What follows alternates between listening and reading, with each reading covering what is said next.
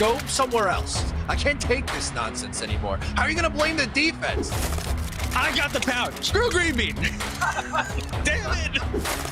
But once you get to the sausage, I feel like we're doing something. Go Jets.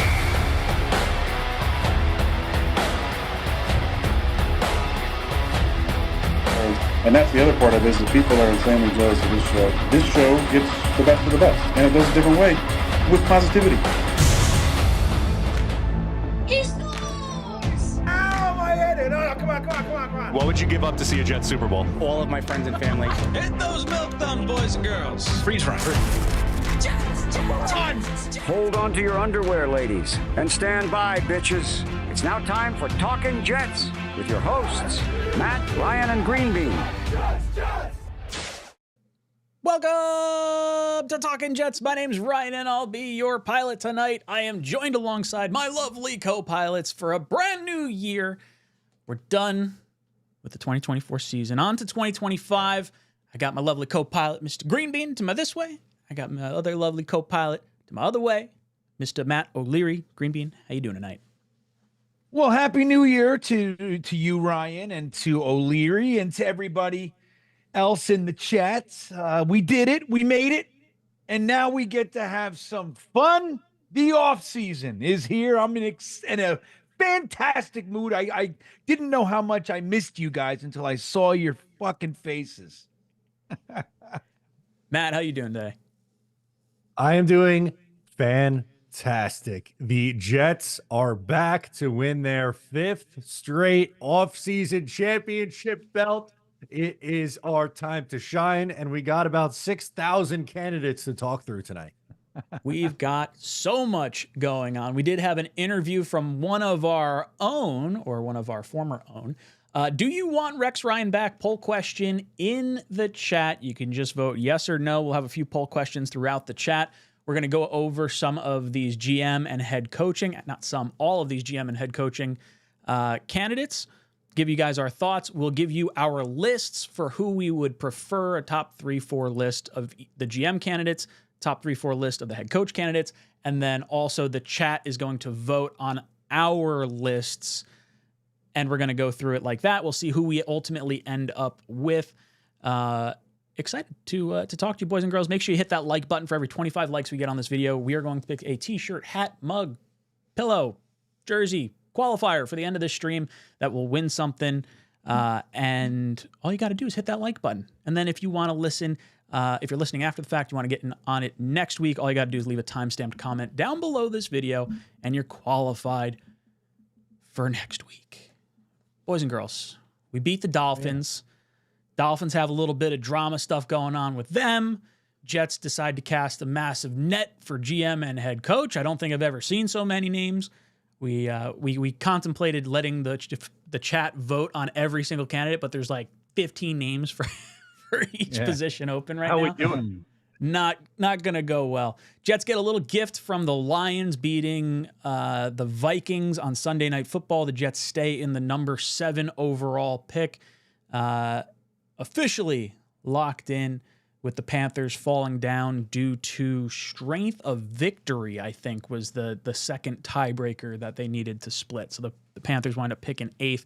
We'll go into some mock draft stuff, what the rankings and whatnot, or order, see what you guys think of all that stuff.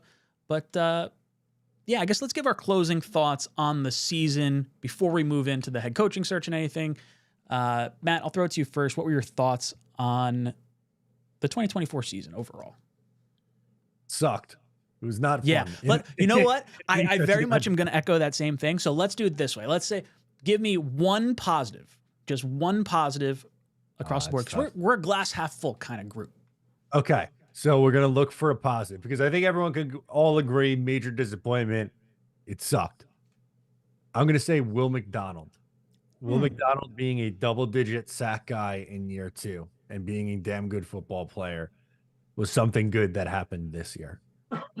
I love it. Bean, I'll give you the floor. What's one positive from our season this past year? Well, I like Will McDonald. That's a good one. As we know, we weren't necessarily targeting him on our boards that year. So it's nice to see him kind of come out and have that impact. Let's say it's really nice, and I was very happy to see Garrett Wilson get his third consecutive 1,000-yard season. I was happy to see him go over 100 receptions. So I know there's been some rumors and some grumbling and all that, but I think Garrett Wilson's just a winner. Doesn't like it. This losing stuff doesn't compute, and that's what we're seeing. And amongst the brimstone and everything else, the guy just keeps putting up numbers, and I think that's a very, very strong positive, especially because he's under contract for at least 2 more years if we take the 5th-year option and put that in play. So yeah, Garrett Wilson's a big positive for me.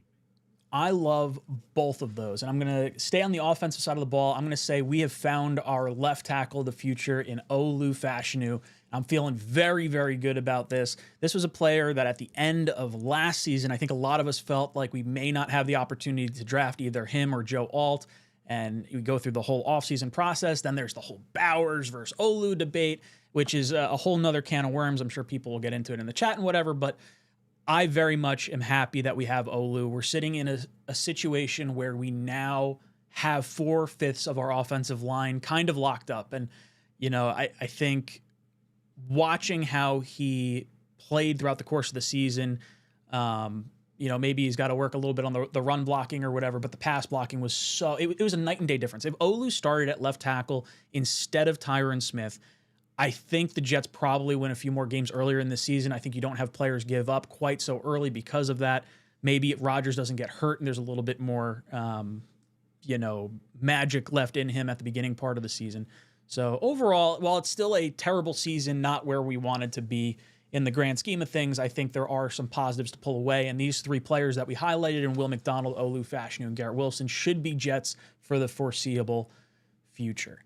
1 player, 2 players potentially that may not be Jets for the foreseeable future. Aaron Rodgers, Davante Adams, Green Bean. I'll throw this one to you first. What are your thoughts on those 2 players in particular? Maybe an overall thought process on them. And do you think either one or both will be back next year?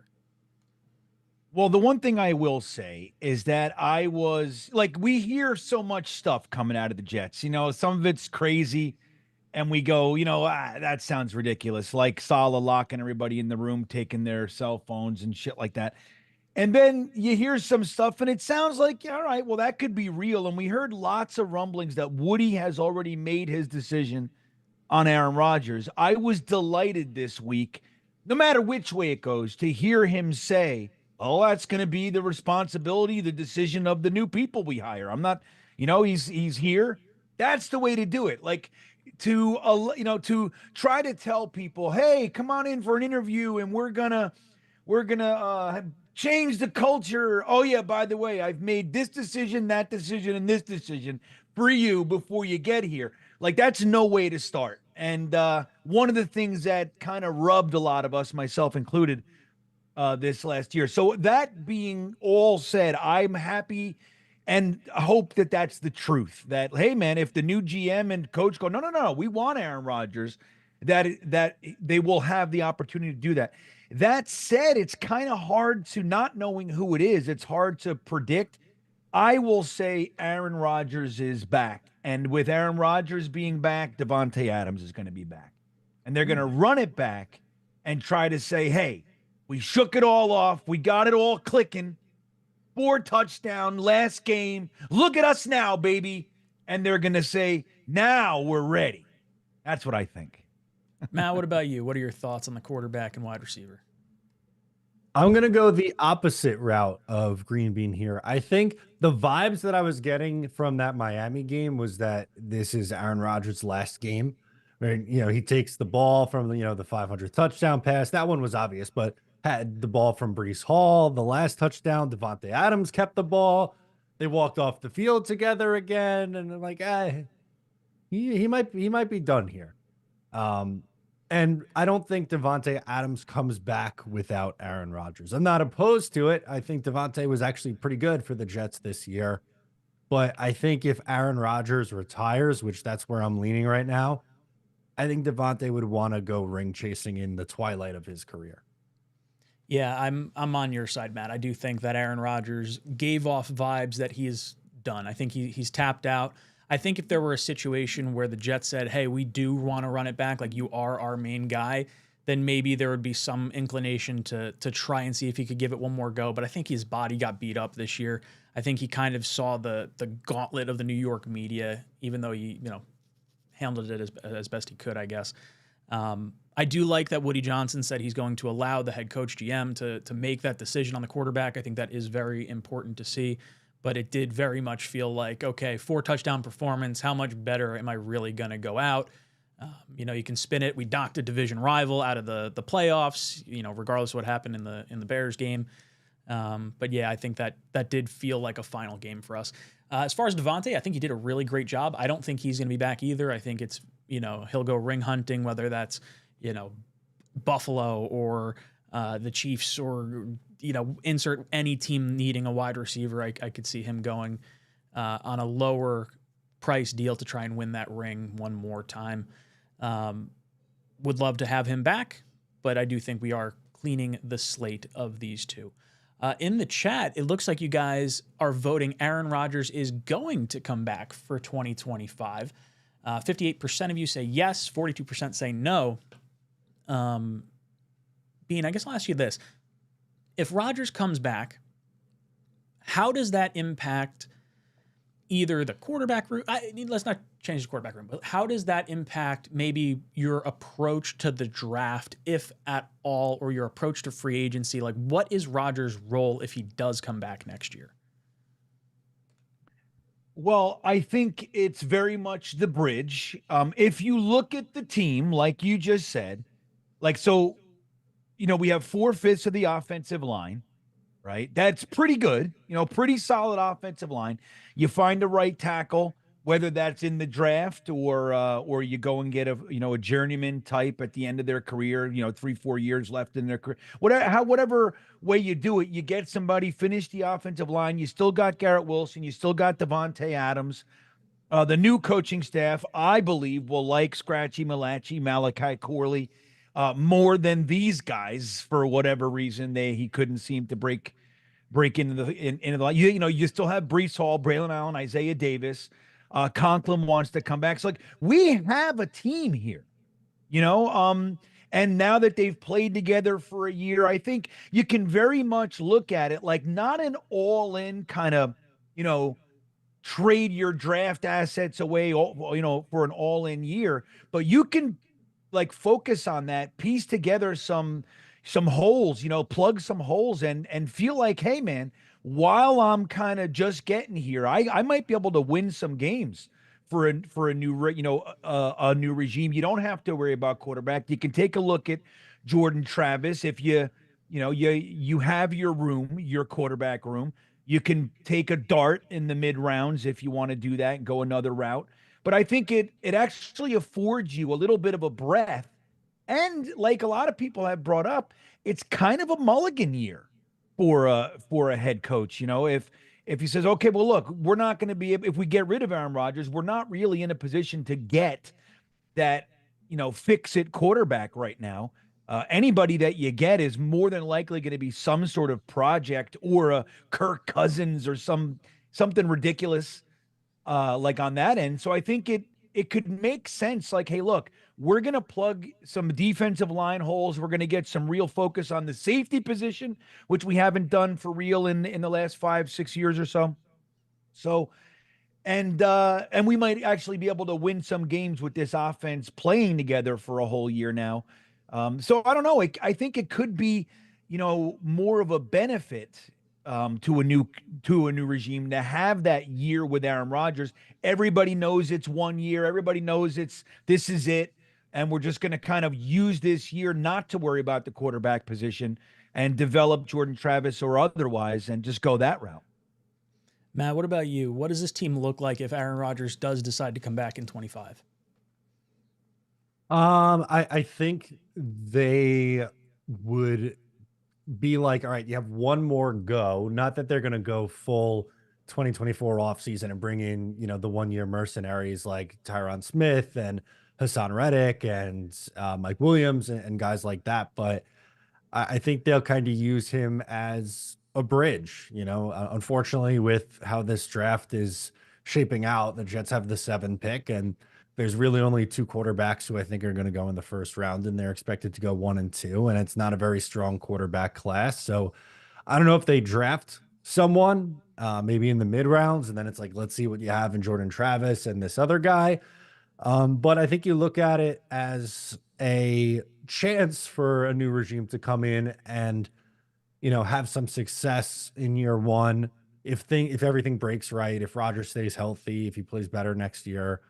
And then from there, you find your contingency plan in 2026 at the quarterback position and, kind of have a good infrastructure in place already. Yeah, I agree with both you guys. If Rodgers comes back, it's that bridge quarterback year. I like the way Green Bean put it, a mulligan year for this new regime. You get kind of a chance to see the players on the team, who you want to retain, who you want to see let go. Yeah, you're going to incur a little bit more dead cap, but in 2026 and 2027, you're going to have a lot more cap space to kind of push that across 2 different years where it may not hurt as much as taking all your medicine in 1 year just next year. If you get a head coach in here, I think the way you sort of articulate it, if Garrett Wilson's upset and doesn't necessarily want to have Aaron Rodgers back, or, there's some poor feelings in the locker room, you kind of go to, Garrett and say, hey, look, you're our main guy. We want you back. Long-term, you're a lifetime Jet. We're not trading you away. You got to suck it up with Rodgers for 1 more year. You're going to get paid and just, move on, figure it out. From that respect, it did seem like Breece Hall sort of, would be interested in Rodgers coming back. That's sort of what I heard people kind of talking about, and his little clip. Was it a clip or was it a tweet that he was talking about? A tweet. Yeah. I don't know if it was like a full-on endorsement at all, but I think also Breece is one of those weird players that we're going to have that over the next year or so, there will be discussions of whether the Jets should extend him, franchise tag him, or trade him, depending on how things kind of shake out throughout the course of the season, what you could possibly be offered and stuff. And I think maybe he wants to hang around here, and maybe hitting the reset button might mean an exit for him that he may not necessarily want right now. Boys and girls, make sure you hit that like button. Every 25 likes we get on this video, we are going to pick a qualifier for our t-shirt, hat, shirt, mug, pillow giveaway at the end of the stream. We've got 2 qualifiers already, plus the guys that have sent in super chats. I want to pull these up right now. So let's go over to Swamp Ranger. Swamp Ranger, is it coming up? There it is. The worst place to be stuck is the worst place to be is stuck in mediocrity, right? Where we are and where we will be next year. We need a franchise quarterback to be a real franchise. My thought right now is the Jets may need a reset year. Like, you might have to punt on a season or go a route that isn't necessarily going all in on a franchise quarterback this year. I think you can, see what Jordan Travis is. You could see, what Aaron Rodgers does as that bridge quarterback with Travis behind him. You could bring in someone like a Justin Fields or a Jameis Winston, and they're both young enough that they could have a Geno Smith-like resurgence or a Sam Darnold-like resurgence with their new team. I think that's entirely possible while still setting yourself up in 2026 to draft a quarterback. And that might be, the Jets trading multiple picks. Like, I'm cool with trading down in this year's draft and accumulating more 2026 picks and pushing chips into the center to go get your quarterback once you have more of a foundation built through this draft, through this free agency and the growth of last year's draft class and whatnot. Matt, what do you think about the mediocrity and the Jets finding themselves in it right now? They're under mediocrity. I would strive for mediocrity. 5-12 isn't mediocrity. That stinks. That's horrible. They're picking in the top 10. Mediocre is like I don't know. The Dolphins are stuck in mediocrity. That's a comparison that maybe would be a little bit more appropriate. An 8 or a 9 win team is mediocre, but I think Swamp Ranger is setting the bar too high for this 2024 Jets team. They stunk. They were really bad. And yes, they need to find their franchise quarterback. They do. I don't know if you're going to be able to find it this offseason because they're not in a spot in the draft where they could find one. It's not a great quarterback draft to begin with. You might have to wait and use a bridge guy in 2025 and you live with it. And if you're competitive and who knows, maybe you win 8 or 9 games with Tyrod Taylor. And you know what? That's a step in the right freaking direction after what we've seen the last few years. Bean, what are your thoughts on the mediocrity of the Jets? I mean, could you say it any better than Matt? I mean, do we suck so bad that 5 wins is like, all right, Yeah, we're a solid, like, Best. average of the pack. we can do this. All right with 5. Yeah, I mean, look, this was a very difficult year because the expectations were high, but no matter it was more difficult. But 5 wins is even worse than we've been. 7. Like this is particularly bad. So I don't know. I think being stuck in mediocrity, Swamp Ranger, I get the point. Maybe the wrong word, right? We're tired of sucking. We need a franchise quarterback to be a real franchise. I mean, I think most Jets fans don't really feel that Jordan Travis is any place to pin any hopes. I feel a little bit differently. I think the kid's super crazy talented. And you just never know. He was injured, so that's why he was where he was. He had a full, completely red-shirted year. No expectations, no pressure, no nothing. So I'm not saying he is the guy, but I'm saying that he might be. Like, he's a guy I would really like to see. He's not Bryce Petty. Like, Bryce Petty, when we drafted him, was like, all right, but you don't really see that potential for that kind of, somebody to really come in and be your franchise quarterback. He's like, I think the ceiling was like, middling journeyman backup. You know what I mean? Hackenberg, those kinds of guys. So I don't know, man. But I think I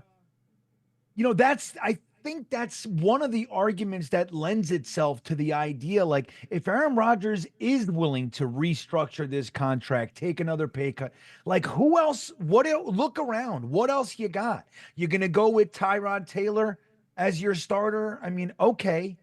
And then, so what's the plan? Is the plan to disassemble this team and then hope for a shitty draft pick and then get the quarterback next year? I mean, so I don't know. I think what the points you're bringing up really lend themselves to the idea behind why Aaron Rodgers could be a good option for next year. Peter, thank you so much for the super chat, dude. Says, once you get your GM head coach combo, do you have any idea who may be the best offensive coordinator, defensive coordinator candidates? Also, since we rebuilt the offensive line last season, now we need to rebuild the defensive line. So trenches are set. Thoughts? So, once we know who the GM and head coach are, it's a little bit easier to possibly identify the offensive coordinator, defensive coordinator. If you go with more of a defensive-minded head coach, you might want someone to lean a little bit heavier on the offensive side and a little less so on the defensive side. So, for example, if you go with a Brian Flores, I very much like the Josh McCown pairing. Bringing back Uncle Josh gives me some good vibes. I'd be on board if they wanted to do Aaron Glenn and McCown. If they want to bring in anyone else, I'm kind of open to it at this point. It'd be cool to see some offensive names on our head coaching wish list. We do have a few of them on there that we'll go through. And then maybe there's a situation if you go with a young guy, like let's say you can get an interview with a Liam Cohen or with a Joe Brady or, obviously Ben Johnson's not going to be an option for us. But if you can get someone like that, then maybe you're more inclined to go with a veteran, maybe a former head coach, defensive coordinator. Like maybe there is a role for like an assistant head coach Rex Ryan or an assistant head coach Ron Rivera or, whatever. Just insert a former head coach to provide a little bit of maybe like a stoic presence or some sort of advice, not to mention rounding out a coaching staff. My big fear with someone like a Joe Brady or a Liam Cohen is they may not be able to round out a staff right away. Aside from maybe their particular side of the ball, which might be a little bit of a concern there. And as far as rebuilding the offensive line last year and wanting to rebuild the defensive line this year, I completely agree. I think there's multiple ways to do it. I do think it's mainly going to be done through the draft. I think a run-stuffing defensive tackle is our biggest need, but I could see a situation where, let's say Abdul Carter's on the board for the Jets at number 7. I could totally see the Jets making that move, and especially if they see one of him, Will McDonald or JJ, having the ability to play like a stand-up linebacker role in some capacity. I think there's multiple ways you can fix this. Matt, want to hear your thoughts on offensive, defensive coordinator candidates, pending the head coach GM selection, and thoughts on the defensive line and rebuilding the trenches. Yeah, it's hard to do OC/DC candidates without knowing who the head coach is going to be. But I like the pairing that you mentioned, and a lot of people brought this up. But Brian Flores and Josh McCown coming from Minnesota as a package, or Aaron Glenn and somebody from the Lions offensive staff, like I think it's Tanner Engstrad, who's the passing game coordinator there. That Michael could be Nania also mentioned John Morton coming back because of his ties with Aaron Glenn. Where is he Saints now? days. John He's Morton. with Detroit. I liked John Morton. Yeah, he So was did I. good. Aaron Glenn, John Morton's not a crazy, far off pairing for me. No, I think that would be, I would be very happy with that, actually. Granted, he's not my top head coaching choice as much as I love Aaron Glenn, love, right? But not my top head coaching choice. But if he's coming, Morton being the OC would be a delight, in my opinion. Yeah, I'm with you. I think Morton did a really good job especially with, Josh McCown was putting up some numbers. Yeah, with Robbie Anderson. He got Robbie Anderson paid, baby. Yeah. He did. He didn't play a full season. He got hurt, so I think it was only 12 games, but his numbers were pretty comparable to what Aaron Rodgers put up this year for comparison. So if we're gonna pump the tires of Aaron Rodgers for this season, then we got to pump Uncle Josh's tires then too. That's how it works. But I love that Peter called out the defensive line, because that needs a lot of work. And I get it. Jermaine Johnson's coming back. I'm excited for that, but you need more than 2 edge rushers in this league. You need guys who can get after the quarterback, and they have absolutely nobody next to Quinnen Williams right now. I don't think Solomon Thomas is back. Javon Kinlaw certainly shouldn't come back. Leaky Fotu shouldn't come back. So why? Why? You don't know what he is. He's got so much potential. Maybe. Yeah. We got to get a longer look at him if he. Yeah. A hard look. Yep. So I think that's going to be a busy task for whoever that next GM is. Bean, what about you? Offensive, defensive coordinator candidates, and then thoughts on rebuilding the D-line. Well, what about Brian Greasy, offensive coordinator over there in Shanahanville, and did a good job with Purdy last couple of seasons. He wasn't the greatest quarterback in the NFL, but he's a player, right?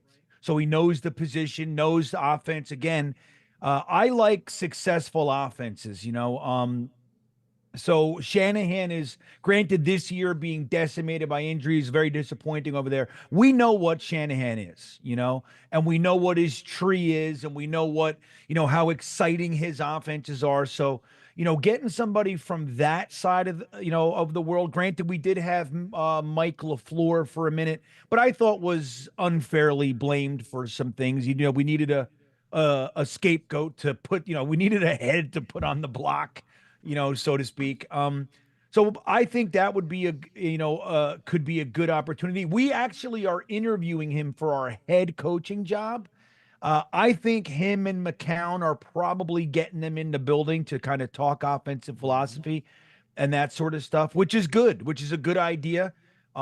So I'd like either one of those guys.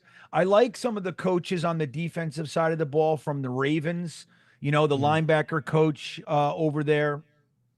I forget his name, but guys with, that, on the defensive side of the ball come from organizations that have that history of no matter who comes and goes, the defense will knock your fucking head off. I like that, those kind of, that lineage, that tree. So somebody from there, admittedly, the names I'm like, I can't, I had a guy that I can't seem to remember who I was talking Jet's about. Jet's going to hire Jared Mayo from New England as DC. Hey, well, wouldn't be the worst thing in the world. He'd be super pissed off at New England, right? It's almost like the Brian Flores for Miami. We get, Joe Brady. No, Joe Brady would obviously have to be a head coach, but that sort of mindset. Get people that are pissed off at our division rivals.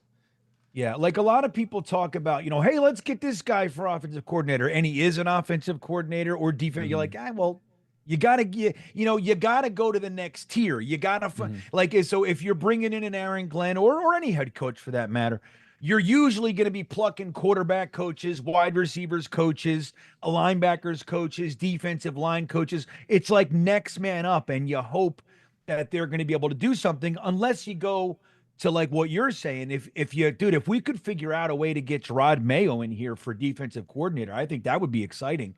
That would be, yeah. So, or when you go back and you get a Greg Williams, somebody who's been around the league, or when Wade Phillips was dancing around, going from team to team. His defenses were always just like top 3, top 5 in the league every single year, no matter where he was. Those kinds of guys are around too. But generally speaking, you're looking at a linebacker coach or a defensive line coach or what have you, defensive backs coach, and the same type of thing on the offense. So it's a little bit tougher. So you got to get them from trees, right? Tomlin, the Harbaughs, Shanahans. You want to make sure that where they're coming from, you're going to hopefully be able to bring that aspect to your team. So Shanahan, like imagine having a Shanahan offense here, that would be exciting instead of what we're used to looking at, which is like just stagnant old Hackett type shit, So anyway, that's my 2 cents. Well, McCown might be considered sort of ish part of the Shanahan tree, being under Kevin O'Connell for a season. Maybe there's it's like what is that? Transitive property? Is that how that goes? Yeah, well, and he's been a part of every tree. I mean, isn't he like? Oh yeah, I think he's been on like 14, 15 teams or something like that. Yeah. Let me see his track record here. Yeah, he's among the most traveled ever. Oh yeah, it's hard to find a team he didn't play for. Yeah. And I think when you incorporate coaching, it'd be interesting to see just how many teams he's been a part of. Like, was he ever a part of the Vikings prior to being a coach? No. So that's a new team. 12 teams, and then he also played for the Hartford Colonials, whatever that, wherever. What was that? The UFL. So he played over there for a sec. But the Cardinals, the Lions. What's that? You started going. I was gonna say, want to see if Ryan and I can guess all these 12 teams. Oh yeah, go ahead. Ooh. All right, Jets. So you gave us the Cardinals, the Lions, the Jets. All right. Right, there's 3. You got the Browns. Yeah, definitely. The Bears. Panthers. The Bears. The Panthers. Yep. That's 6. We got half. Okay. Got half. Was he on the Dolphins? Yes. I know Fitz was. 7. Okay. Yeah, he was. 2008, he was on the Dolphins. Bucks. Well, no, he never played for them, though. He was a practice squad guy. Okay. The Bucks he definitely played for. Yep. The Tampa Bay Buccaneers in 2014. So we're at 8. Did he play for the Texans? He did. That was the last team he played for, 2020. Okay. Got 3 more. Man.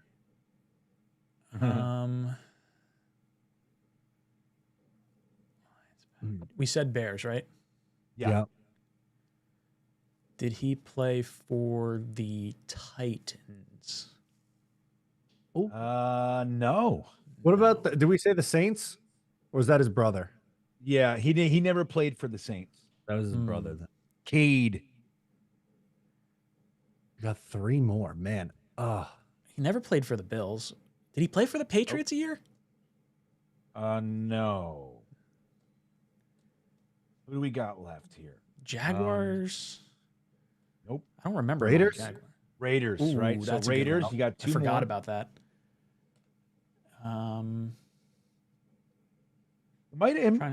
you know what? It might be 1 more. It's 1 Rams? more. Nope. I was gonna say a West Coast team. I don't know. It's an East Coast team. It's an East Coast East team. Coast team. Ooh, Eagles. Commanders. Oh, Eagles. Yeah, There it baby. is. I got it. Freaking nailed it. I like it. I like it. Bean, before we hop off Peter's question, what do you think about rebuilding the D line? Well, I think I don't think that you need to do too much. I think what was now, Peter, the big thing is who's coming in. Is it a 3-man line? Is it a 4-man line? Are you looking at more speedy outside linebackers, which kind of, McDonald and JJ can totally play that. And granted, you want some depth, but if we're going with a four down lineman, you already got Quinnen. Our big issue was run defense, really. So I'm looking, and my shit. Like, I'm like, dude, you can go in the 5th round and get me my big fatties, 5th through the 7th round. I'll plug that damn defensive line. Nobody will run ever again on us. So I don't know if it's going to take that much. Now, I know Carter up top of the draft, if you're going to get like a premium, guy, and, you can do that too and add him to the rotation. We're obviously not going to have Reddick. I don't know what Clemens will be. I mean, the guy's super cheap, and you need depth pieces, so maybe he sticks around. He's not really the smartest fella that we have. A few fresh, but I don't know. I don't think I don't think we're that far away. Like Matt said, guys like Kinlaw and Fotu, they're gone. But look, we do have Leonard Taylor III. Coming in. Hector's a decent developmental guy. I really like Eric Watts. Braden McGregor looked a little bit better in the beginning of the season, kind of got pushed to the back of the line, but he's another guy. So I don't think it's that far away. I think that the problem was that this coaching staff, they just do what they do. There's no adjustments, and it was exploited very early on. Like, running up the middle on this team is the bread and butter, and every single game we watched it happen. Every game. So, again, I don't think we're that far away. Quinnen's here, McDonald's here, JJ's here. Again, and all the young guys that I mentioned. LT3's a stud, guys. That guy can develop into something special, in my opinion. So, I don't know how far away we are, Peter. So I think for the D-line, it could be a quick replacement, maybe just a defensive tackle and a little bit of depth. I think like the center of our defense is going to be the problem. So like not having CJ Mosley in there as like a thumper linebacker, the safeties coming downhill, I feel like that was, still kind of a problem. I thought we got a little bit of a boost when Mills came in. But I think that whole center of the defense is going to be an area that we try to upgrade throughout the course of the offseason. Not necessarily super high. I think you can get safeties, linebackers, in the mid rounds of the draft. They're going to be cheaper in free agency. You can get some proven guys without, blowing the bank. Few options. I do want to acknowledge Blitz Crew gifting 5 Talkin' Jets members. Oh, there it is. Thank you so much, Hell Blitz yeah. Crew. And then we got Jason Edwards. Joining the OnlyFans as well. We'll throw it up again.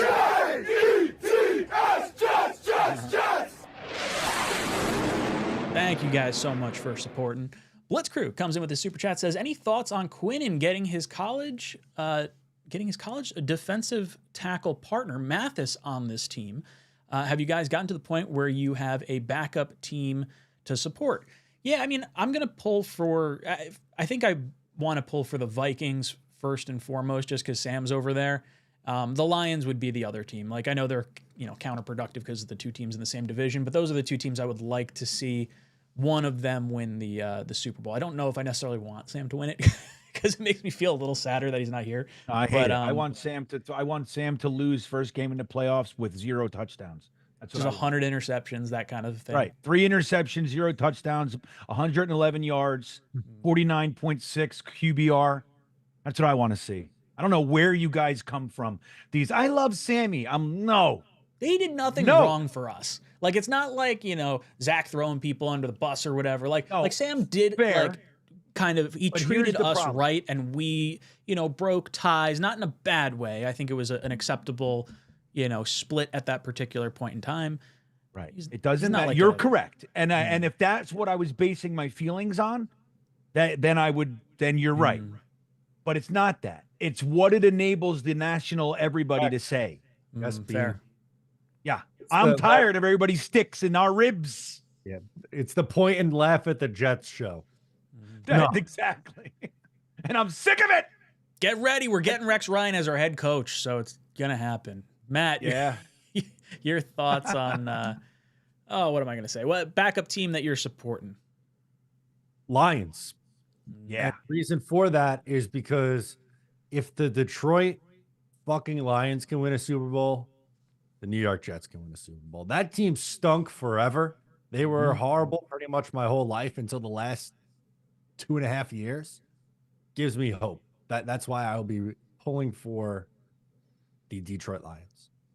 It'd be nice to get Aaron Glenn a Super Bowl ring before he comes over to be our head coach. You know, whatever. There's a few opportunities. Yeah.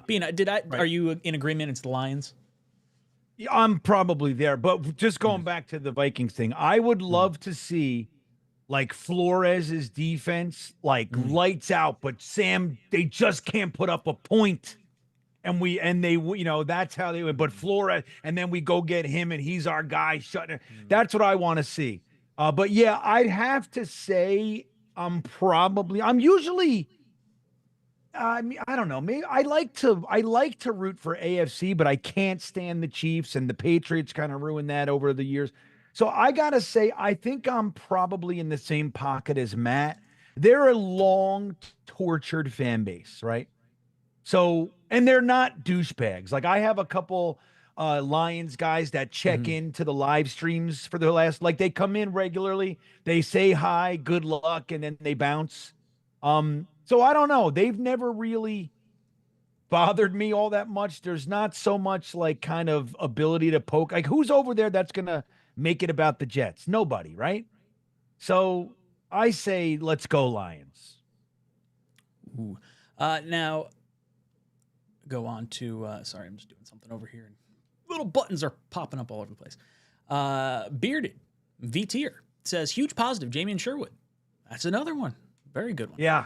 But we have to re-sign him. Huge that he could take on the reins from CJ, going to be a great piece to help build our defense. Yeah, my only concern with the defensive guys, particularly Sherwood and Eccles, a little less so Reed because I think he's going to get paid elsewhere. But if there's any loyalty to Saleh or any loyalty to Ulbrich, I could see those guys moving on to teams that they're, assistants on or coaches on. Like if, let's say, Jacksonville gets Robert Saleh, who's interviewing down there for the head coaching position, I could see, some of our guys go down that way as well. But I agree, Sherwood should be re-signed. Matt, you on the Sherwood re-sign train? Yes, but I say that, and the reason why I paused is not because I don't think Jamie and Sherwood had a nice season. It's because eventually they're going to have to pull in guys from like whatever regime comes in here, right? Like whoever the DC is, or if the head coach is Brian Flores or Aaron Glenn, like they're going to want some of their own guys. So players that are here who fans may like, we might see them unfortunately leave just because there's natural roster turnover as you change regimes. Same with the GM also too. Like I'm sure the new GM is going to have like their guys, and they don't have any loyalty to the guys that they didn't draft here. So I like him. I thought he had a really nice year again, but I don't know if it's a guarantee that he's back. Being anything to add on Sherwood? Well, I think it would be really great to see him signed. I think he's a true sideline to sideline guy. His speed, his intelligence is all there. So, I'm worried, because just like you said, man, like coaches are going to come in here. We've seen it happen with guys like Hugh Douglas. We've seen it with John Abraham. We've seen it year after year. Like we fall in love with these guys, and then a new staff comes in and goes, yeah, but guess what? I don't like him. You know what I mean? Not my guy. And so we see him go. I'm really hoping Sherwood is re-signed. Think about it, man. A mid-round pick, converted safety that we watched kind of special teams get in a couple plays a game here or there, always make an immediate impact. Like CJ Mosley would go down for like 3 plays and get his ankle taped or whatever the hell. And he comes in and he makes 3 tackles and then he goes back to the bench. And then this year we see him in full-time duty, and he's pretty much everything that you could have wanted. He's good in coverage. He's good in run support. He's sideline to sideline. He's like, what is he? Top 3 in the league, top 5 in the league in tackles. And so it would be really nice to see a homegrown guy like that we've developed, us get to reap the benefits, as opposed to, now he's good, go play for the Ravens, go to the Steelers. You know what I mean? That kind of a thing. Zorless comes in and says, Happy New Year's, gents. Time for the return of the offseason champs. Let's go get Aaron Glenn and right this ship. Love it, dude. Thank you so much. Happy New Year's to everyone out there. Boys and girls, make sure you hit that like button for every 25 likes we get on this video. We're going to pick a qualifier for our t-shirt, hat, mug, jersey giveaway at the end of this stream. Totally free, helps support the channel, and it helps people that haven't discovered Talkin' Jets maybe feel like they should sit and listen because we have so many likes on it. So it would be greatly appreciated if you could hit that like button for us. Blitzcrew comes in with a chat, says, would Woody be okay with Aaron coming back? Plus, if I was the head coach GM, I would be hesitant about dealing with a pseudo GM stuff Rodgers tries to pull. I feel like going into next year, there's very much a different way to handle Aaron Rodgers. I mean, you might treat him with a little more respect given his history, but it's not like he's calling the shots. You're not bringing in an offensive coordinator that he wants. You're not bringing in a head coach that he wants. You're not bringing in players necessarily that he wants. So, you know, if it doesn't cost you a whole lot, sure, you give some consideration to it. Obviously, you bring back Devontae Adams. I think it's probably unlikely that if Woody doesn't want Rodgers back, you got to think in the head coach and GM interviews, they're asking, what are your thoughts on Aaron Rodgers throughout all this? Yeah. That's probably why they're not only why, but they're casting a massive net and getting feedback on all this from people around the league and thoughts and whatnot. So I don't know. I mean, I think Woody may not be okay with having him back, and that may be how we steer our head coach GM search. That may dictate that. Bearded says another positive is Joe Tittman. Every offensive snap played. Yeah, we didn't even bring that up. There were some nice positives. Like, Tittman's a stud. Very happy with that, especially because a lot of Jet fans were irritated that we took him over John Michael Schmitz in that particular draft. Yeah. He's not really having like a great go of it with the Giants. So I would say we not that we dodged a bullet, but I think we definitely made the right selection there. Swamp Ranger saying, are we really off-season champs or just delusional? Yes. The answer is just yes. That's it. Take that how you will. Yep. Interpret it however you want. Swamp Ranger comes back, says, can't wait to provide security for Jeremy and Dom C at the Senior Bowl. That's Nobody will tell them no more questions this year. Yo, I am very excited to have our boys, Dom C and Jeremy, down at the Senior Bowl, looking at all these prospects. There's some fun guys down there. Jackson Dart's going to be down there, potentially a day 2 pick. You have Cam Ward going to be down there, along with, oh God, why am I blanking? Jalen Milroe. As far as the quarterbacks are concerned, there's the tight end from Bowling Green's going to be down there. There's a lot of really good players that we'll get into, and we're going to have them given their takes. Last year, we got the really great clip from Jeremy telling Coach Ulbrich that he loves him. I threw that back in Jeremy's face. It was all downhill from there. Oh, my God. Yeah, that's exactly what happened. Just crash into the ground. I posted a list of everyone that the Jets have interviewed or requested interviews for the head coach and GM and whatnot. And Jeremy commented, Jeff Ulbrich, LOL, like I'd jump off a building or something. I said, in quotes, I love you, Jeff Ulbrich, or Coach Brick or whatever. And that felt good. But yes, Swamp Ranger, we're going to need you down there, providing some security for our boys, making sure they can ask as many questions as they want. All right, so let's, before we get into the head coach and GM stuff, I guess, do we want to talk at all about the draft? Or do we just want to jump into the GM head coach stuff? Matt, I'll ask you and then Bean. I'm good with getting into the GM and head coach stuff. There's a ton of names on that list. I think that's what people care about the most right now. I agree. Okay, so let's jump over to the list. That's the draft, so obviously I got to take that off the screen. Okay, so here is our GM list right now. We'll go through our favorites on it, and I'll just pull up the head coach list as well with some notes as far as defensive-minded, offensive-minded head coaches. The guys that really stand out to me on this list, I'm seeing I have Jim Nagy on this list twice for some reason. I don't know why. Now I need to edit it on the fly because I'm OCD about this stuff. All right.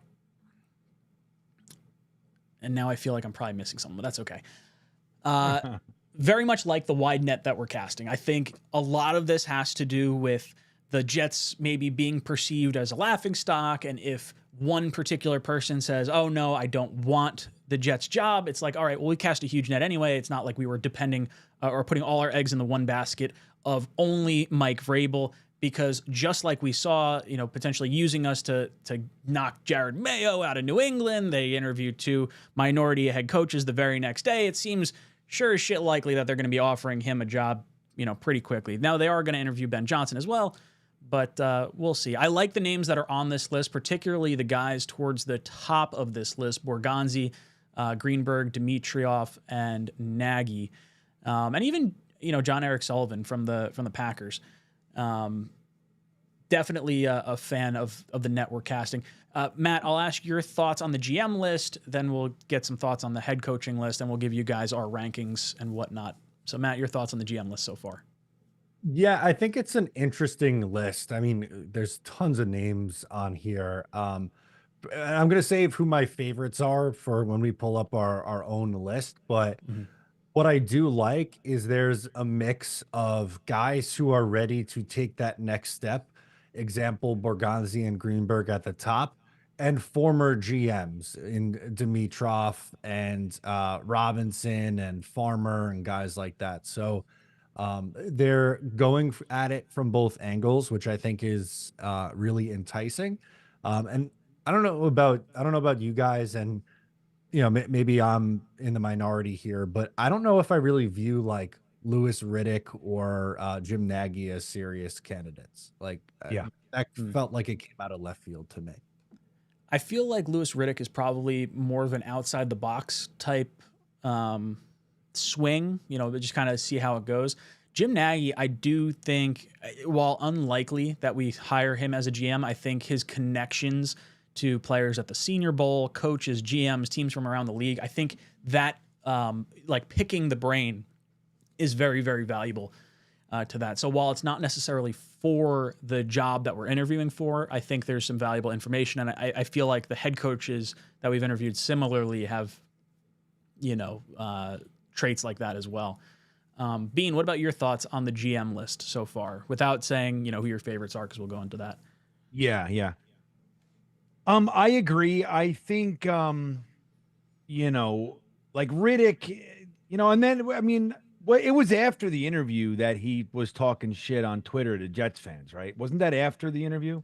It was before. I was gonna say, I think it was before. Yeah, maybe just resurfaced. Yeah. But it's like, I don't know, man. Like, guys like that, I feel like, look, it's fine to interview them, especially when at that time when there was nobody, you couldn't really talk to too many people. So you're just bringing guys in that, hey, you never know. Maybe they say the thing that you want to hear. Who knows? But there's a few names on there that I really like, but there are names not on there that I prefer. Names like Agnew, like Dorsey. Now it could, just like the Ben Johnson thing.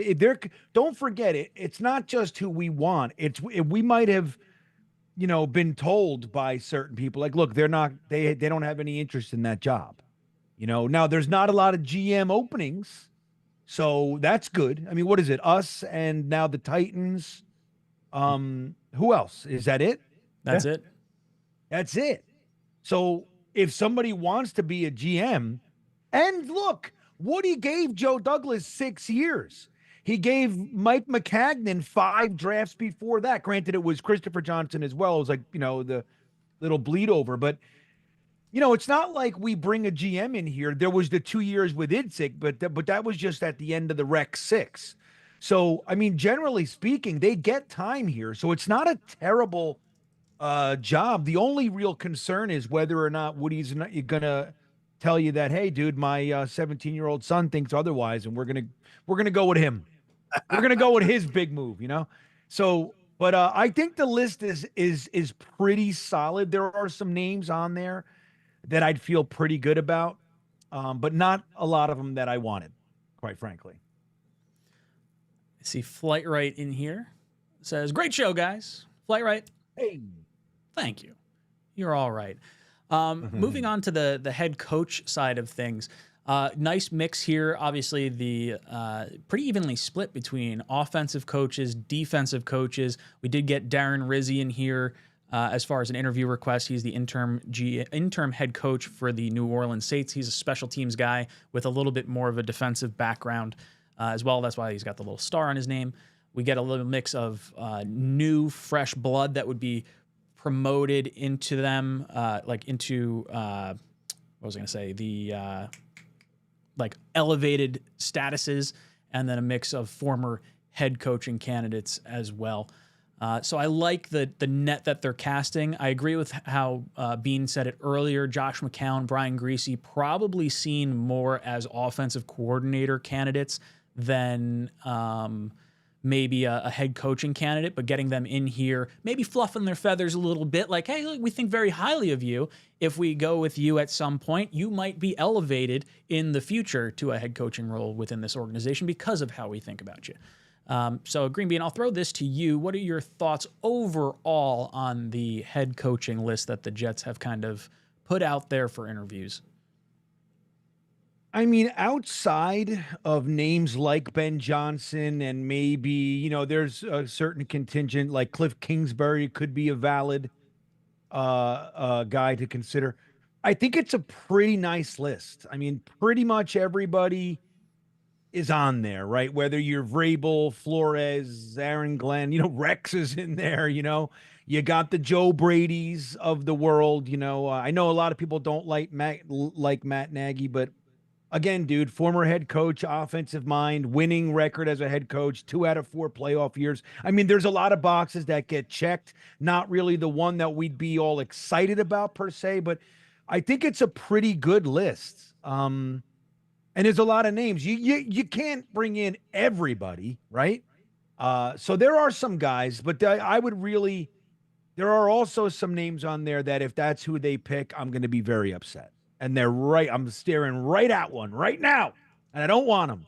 But I think overall, again, like the GM list, there are names on there I think we could definitely do worse than, and I'd be pretty excited about if we brought them in.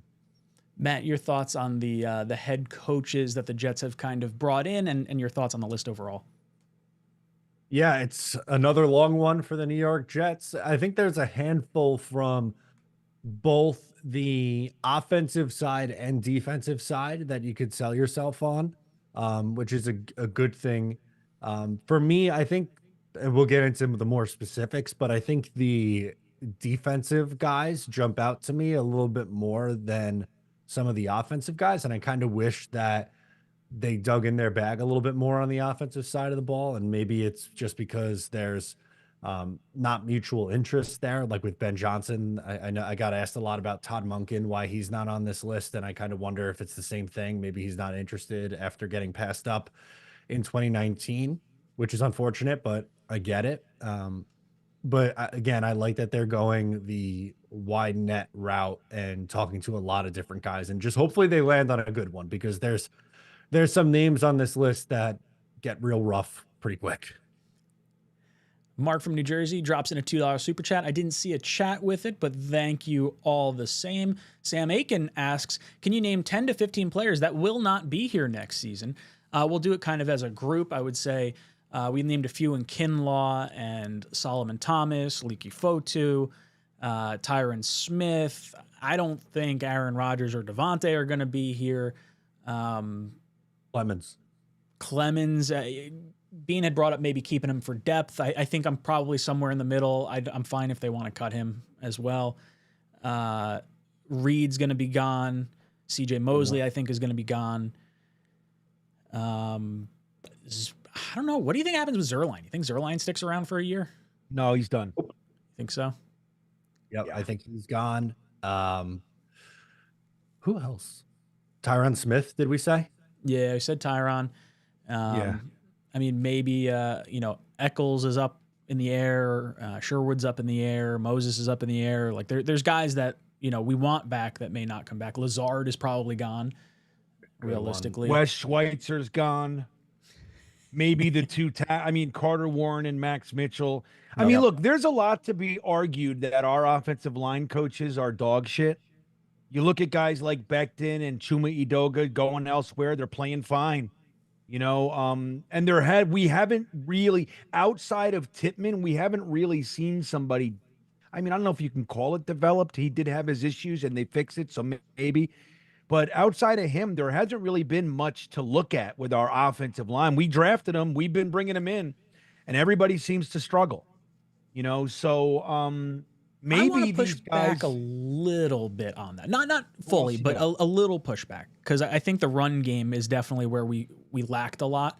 But I feel like Olu looks like a stud at left tackle. Now, how much of that is development versus, just being a top-end first-round pick? I think that's a fair question.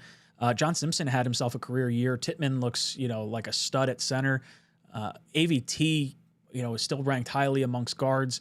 And Morgan Moses looked like a stud. So, overall, as far as our offensive line goes, I feel like this was one of the better offensive line units we've had since the Brickashaw-Mangold years. Yeah, well, bringing in Morgan Moses, who's been the exact same player for the last 36 years, I don't think is really testament to this. Look, when you look at the young guys that we've brought in, nobody's done anything outside of no. Look, John just Simpson. like you said. Well, Simpson was a guy, but he was developed by the Ravens. He just came over here. He's a free agent, so he's just plugged in. Granted, the line is playing better. I'm talking about specifically when you look at Max Mitchell and Carter Warren. I think it's safe to say that they're garbage, right? But we don't know if that's because our coaches don't really know. They haven't made anybody. The old, we talk about it all the time. Why can't we find guys in the 4th round? Why can't we, that's prime real estate for bringing in offensive linemen, whether it's inside or outside. You find your offensive linemen in the 3rd, 4th, 5th round. They hang as a backup for a year. They come in, and that's your guy for the next 4 or 5 years. And we haven't seen that very often. The only guys that are doing anything, AVT you mentioned, we used 2/3 and a second. I'm sorry, 2/3 and a first to get AVT. We used a top 11 pick to get Fashanu. And then Tittman is a 2nd-round pick. Again, I think you can argue that there's been some development with Tittman. He had that high snap shit, and so they fixed it, and he looks good. So you can do that. But I think looking at guys that they tossed away, whether it's Van Roten, I thought he was going to go right to the toilet, and he's been playing ever since, and he's been playing fine. He was with the Bills, he's with the Giants. Carter I believe never coached him, though, did he? What this? Well, he was here. He was here with Saleh. He was here with Zach. Not with Carter though. Carter's the O-line coach though. I'm just talking about in general. I got The you. last 4 years. Let me ask you. Do you think Carter was an improvement? No. No, Yeah, no, not at all. I'm just talking about all over the Saleh regime since we've had this coaching staff that oddly enough still isn't fired. So when we look at this 4 years, who has been developed on the offensive line? The point I'm trying to make is whether or not Max Mitchell and Carter Warren, if we think that they can actually be redeemed, or are they done? So that's what I'm really talking about here. And I'm using examples. When you look at Chuma Edoga and Becton, which you see happen, around the league, you got to be able to be creative. If you see Becton, he loses his lateral movement because of a knee injury, why not bounce him inside and try that? The Eagles took him and said, oh, no, he's not a tackle anymore. He's going inside. And he's playing Pro Bowl level football. So I don't know, man. It just my point is I don't know what to make of Max Mitchell and Carter Warren. I know Wes Schweitzer needs to get the fuck out of here. That much I'm pretty sure of. Hates him. hates that guy. All right, sucks. before we go too far into it, before we get into our lists, I do want to say, let's pick 3 guys from the GM list, 3 guys from the head coach list that we can agree we do not want at all. Or maybe don't like the interview or whatever, however you want to do it. We'll each pick 1 guy. Bean, I'll throw it to you first. You want me to pick one? 1 guy from the GM list, 1 guy from the head coach list that we do not want. All right. I'll start with the GM list. I don't want Louis Riddick. And the head coaching list, I don't want Vance Joseph. Ooh, okay. Do you want to provide any rationale for that at all? Yeah. Louis Riddick hasn't been in the NFL. He hasn't done anything in a number of years except go as a talking head. And the last time that we took a talking head and stuck him into a GM role, he was named Mike Mayock, and he took Cleveland Farrell 4th overall, and I don't want anything to do with it. Okay, I don't want anything to do with that whole bullshit logic. Of like a guy who it's just like what we do. It's really easy to say what's good and what's not when somebody else is on the hook to actually make the decision. Being in the seat is a different story, and I don't trust him. I just don't like him. Vance Joseph, we've seen as a head coach and an interim head coach, and nothing doing, man. He had 1 year in Arizona, and he was garbage. And so I just like when you look at head coaches, like we want, like for me, I prefer experienced head coach, right? So that's where like that trumps the offensive mind thing for me. He's an experienced head coach. Wasn't like had 4 years and there was ups and downs and he's garbage in my opinion. He's a good coordinator. But he's on the defensive side and he's a complete and utter failure as a head coach. So I just have no interest in him. I don't think there's anything there that inspires. Matt, what about you? GM and head coach you do not want to see the Jets have. Okay. The Senior Bowl guy is gone. Jim Nagy, see you later. And I'll go Ron Rivera for coach. Ooh. So tell us why. And my reasoning for that is because while I like the idea of talking to Jim Nagy about like the Senior Bowl and college scouting and stuff like that, I don't know if he is ready to go from his role that he's currently in to running an NFL team. I don't think that's the route that they should go for the GM.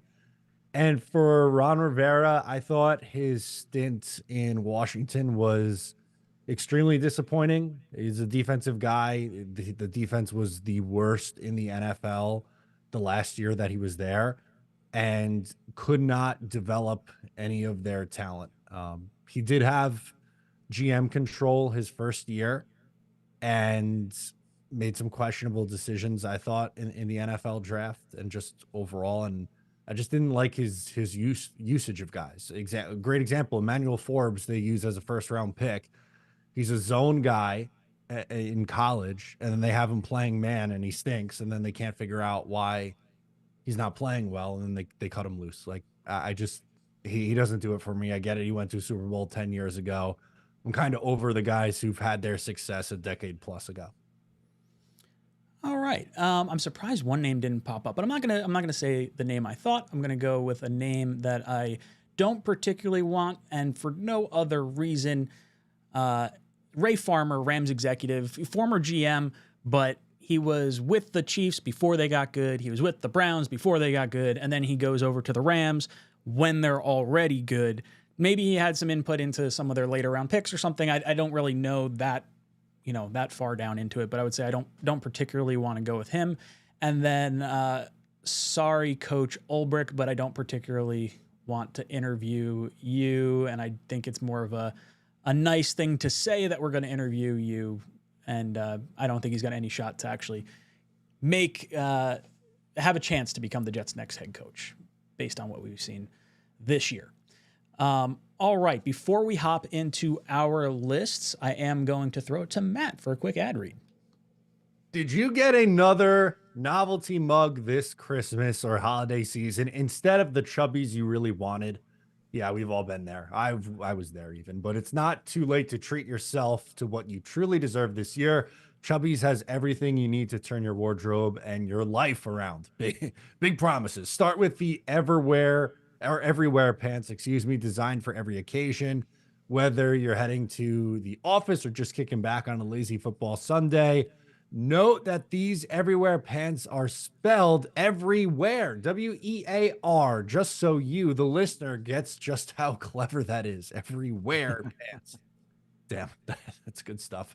And if your New Year's resolution is to hit the gym, then you got the Chubbies Ultimate Training Shorts. That's what you're going to want to get to work out in. With split side level seams and an extended liner, every detail is crafted for effortless movement, whether you're squatting on leg day or hobbling to your car after squatting on leg day. For a limited time, our listeners rather can become customers by using our promo code Talkin at chubbyshorts.com and get 20% off your first order. Do not miss out on this wonderful opportunity, brought to you by Chubbies. Thanks for supporting the show. I love it. Chubbies. Super comfortable clothes. I'm wearing my chubby pants, and they are super stretchy. Very much love wearing them to work. So head down in the description if you want to help support our show and support the sponsors of our show. Yep, I wore my chubby pants. I went down to Miami for Christmas vacation and everything. We went out to dinner, and I wore my chubby's pants. I'm telling, dude, they're the best. And I hate to sound like, I'm trying to be just say that. They are my favorite pants. The shorts are my favorite shorts. The pants are my favorite pants. It's the truth. Chubbies is the shit. Boys and girls, make sure you hit that like button. For every 25 likes we get on this video, we are going to select a t-shirt, hat, mug, jersey qualifier for the end of this stream. And we will move on. We're going to go into our head coach and GM rankings right now. So let's do that. We will go into the GM list first. And let's start with Matt. I'm going to pull up your list. Give us a breakdown on why you like these guys. Okay, so here's my favorite options for the New York Jets. I have Mike Morganzi first, and it's not just because he's from a good organization like the Kansas City Chiefs. What I like is he's been there for a long time and served in many different roles. So he was there before Patrick Mahomes. Hell, he was even there before Andy Reid got there. But he has experience at many different levels within that organization, has spent time on the scouting side, personnel side, and I think he's ready to make that jump to be a GM. Kind of the same thing for Greenberg. He's a little bit more of a cap guy. Actually worked under Mike Tannenbaum with the Jets. But what I like that Tampa Bay has done is in their post-Brady era, they have been able to remain competitive. So they kind of did what the Jets tried to do this year by going the veteran route. And, they had some short-term mercenaries, but I thought they handled their cap situation well and has had some good hits along the way to remain competitive. And Dimitroff, former Falcons GM, didn't have a perfect tenure with the Atlanta Falcons. There were some things that he didn't maybe do as well. The defensive side of the ball, some question marks in finding talent with. But what I did like is he had two separate windows of contention with the Falcons. So had experience with a competitive window, then a few down years, and then building it back up to being competitive again. So that's why he makes my list in my top three. But I think these would be my three top choices for the job. I very much like your list, and I am going to copy it almost exactly, same exact order that you had yours in for all the same reasons. And I'm going to throw Jim Nagy on there as well, president of the Senior Bowl, because of his connections with agents and like the players coming out. I feel like there's a knowledge base. I feel like he's interacting with every single NFL team. I feel like he can put together a good staff if he were to come in here. Like you mentioned, Dimitroff having success, getting Matt Ryan, getting Julio Jones, building up that team. You get a Kyle Shanahan in here. You're identifying good talent to bring in, whether that's on the rosters or through, the coaching staff. I think that's really big.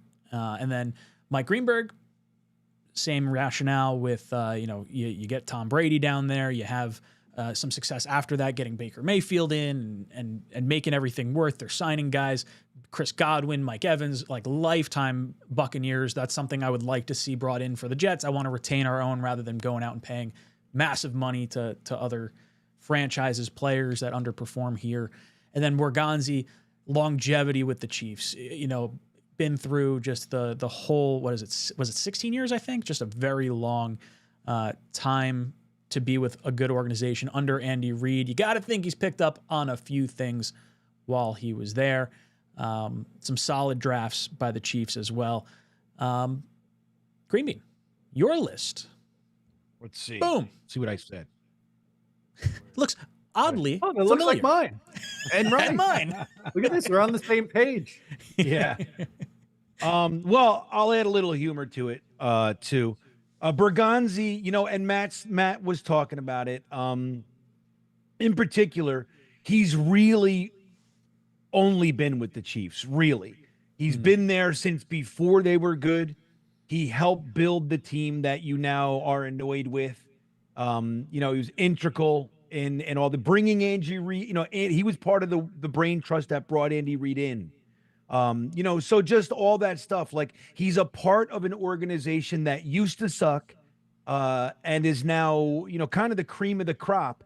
And he's been there the whole time. So, you know, when we go out and get somebody, like I've talked about it many times, the Jets like to get the top guy on the losing team, like whether it's, you know, Coslet or whoever over the years, we get like the guy, the number 2 guy, even like Salah. He was, you know, we got him. He was the year before he was on the losing Super Bowl team. It's like, you know, and we like to do that. Borgonzi comes from the top, you know, the team that has dominated the league. So I think he's kind of the cream of the crop right now, as far as the candidates on the list of guys that we're bringing in. So I'd be very happy. Dimitrov, you said it, Ryan. I mean, he's look, he did it a long time. And what I really like is, like, you brought up Julio Jones. That was a very aggressive move that they did to get him. They already had Roddy White, and a lot of teams, I think it was Roddy White, right? I think that's who it was. Yeah, that's right. And people were saying, like, really? You're going to trade up for Julio Jones? You already got blah, blah, blah. They could have done so many other, there's other holes. And he knew what he wanted, and he went up and got arguably, I mean, he was a top 3 receiver in the league for like a decade. You know, sometimes like considered the best wide receiver in the league. So that takes balls. I like guys that have built good teams and show the you know, the gumption to go up and make an aggressive move. So I like him a whole bunch. Greenberg, I put on the list. I'm not all that in love with him. I said he's a former Jets fan. He started his career with the Jets, and if we hire Rex, that's my guy. You know what I mean? Let's do it. Let's get a bunch of Jet fans in here, baby. And Nagy, I think he's Nagy and Matt's Nagy. If I do that backwards and everything all the time. But, I mean, look, we have his predecessor in the Senior Bowl as our general manager right now. So that could be something smooth. But if we do hire Matt Nagy as our head coach, I think we should hire Jim Nagy as our GM, because it's fun. Like when I was hoping Dable got fired, I wanted Vrabel Dable, just because I want to say that. We got a bunch of duplicates, right? We had Michael Carter. We had, you know, Quincy Quinn and Williams. Bryce Hall. Yep. You know? Yeah, so and I think that these are quality candidates. I do think there's a gap between Borgonzi, Dimitrov, and the other 2 on my list. I don't think it can be argued, really. I think there's a clear, you know, category of the top 2 and the bottom 2 on my list. But then there are guys that I really wanted to see, like Dorsey. Not only was he with the Chiefs when they kind of rebuilt and made this team, he was the general manager. He was the boss. So I like him, and I like Agnew, and I'm just really upset that they didn't add him to the list. I think he's a quality candidate that would excite, I think, Jet Nation, myself included. So out of the list, that's the guys I think are the most realistic and probably would do the best job. J-Boy comes in. Where's my comments? Bam. And he gives 5 Talking Jets memberships.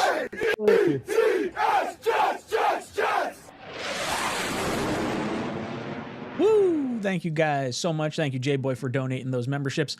We got Extinguish the Guilt, Da Juice Main, Jeffrey, Freedom Face, and Double One-Arm Jets fan. Thank you so much. Huh? I like that. I love it. I like all that. You guys all get memberships courtesy of J-Boy. Drop those JETS in the chat to show our support. We do have a poll question in the chat for you guys. We're going to pick our head coach and our GM through chat votes based on the head coaches and GMs that we have on our particular lists. Right now, I'll let the the poll question go through, and we'll move on to our head coaching list. But you guys have Borgonzi, Greenberg, Dimitrov, and Nagy as our 4 options. So make sure you vote on that. Let your voice be heard. Now, we go on to the head coaching ranks. Bean, we're going to start with you. Ooh, who'd I put? I got to look at the. You got to look. Well, I got to look at our live. I look at I'm watching YouTube, so it's like delayed.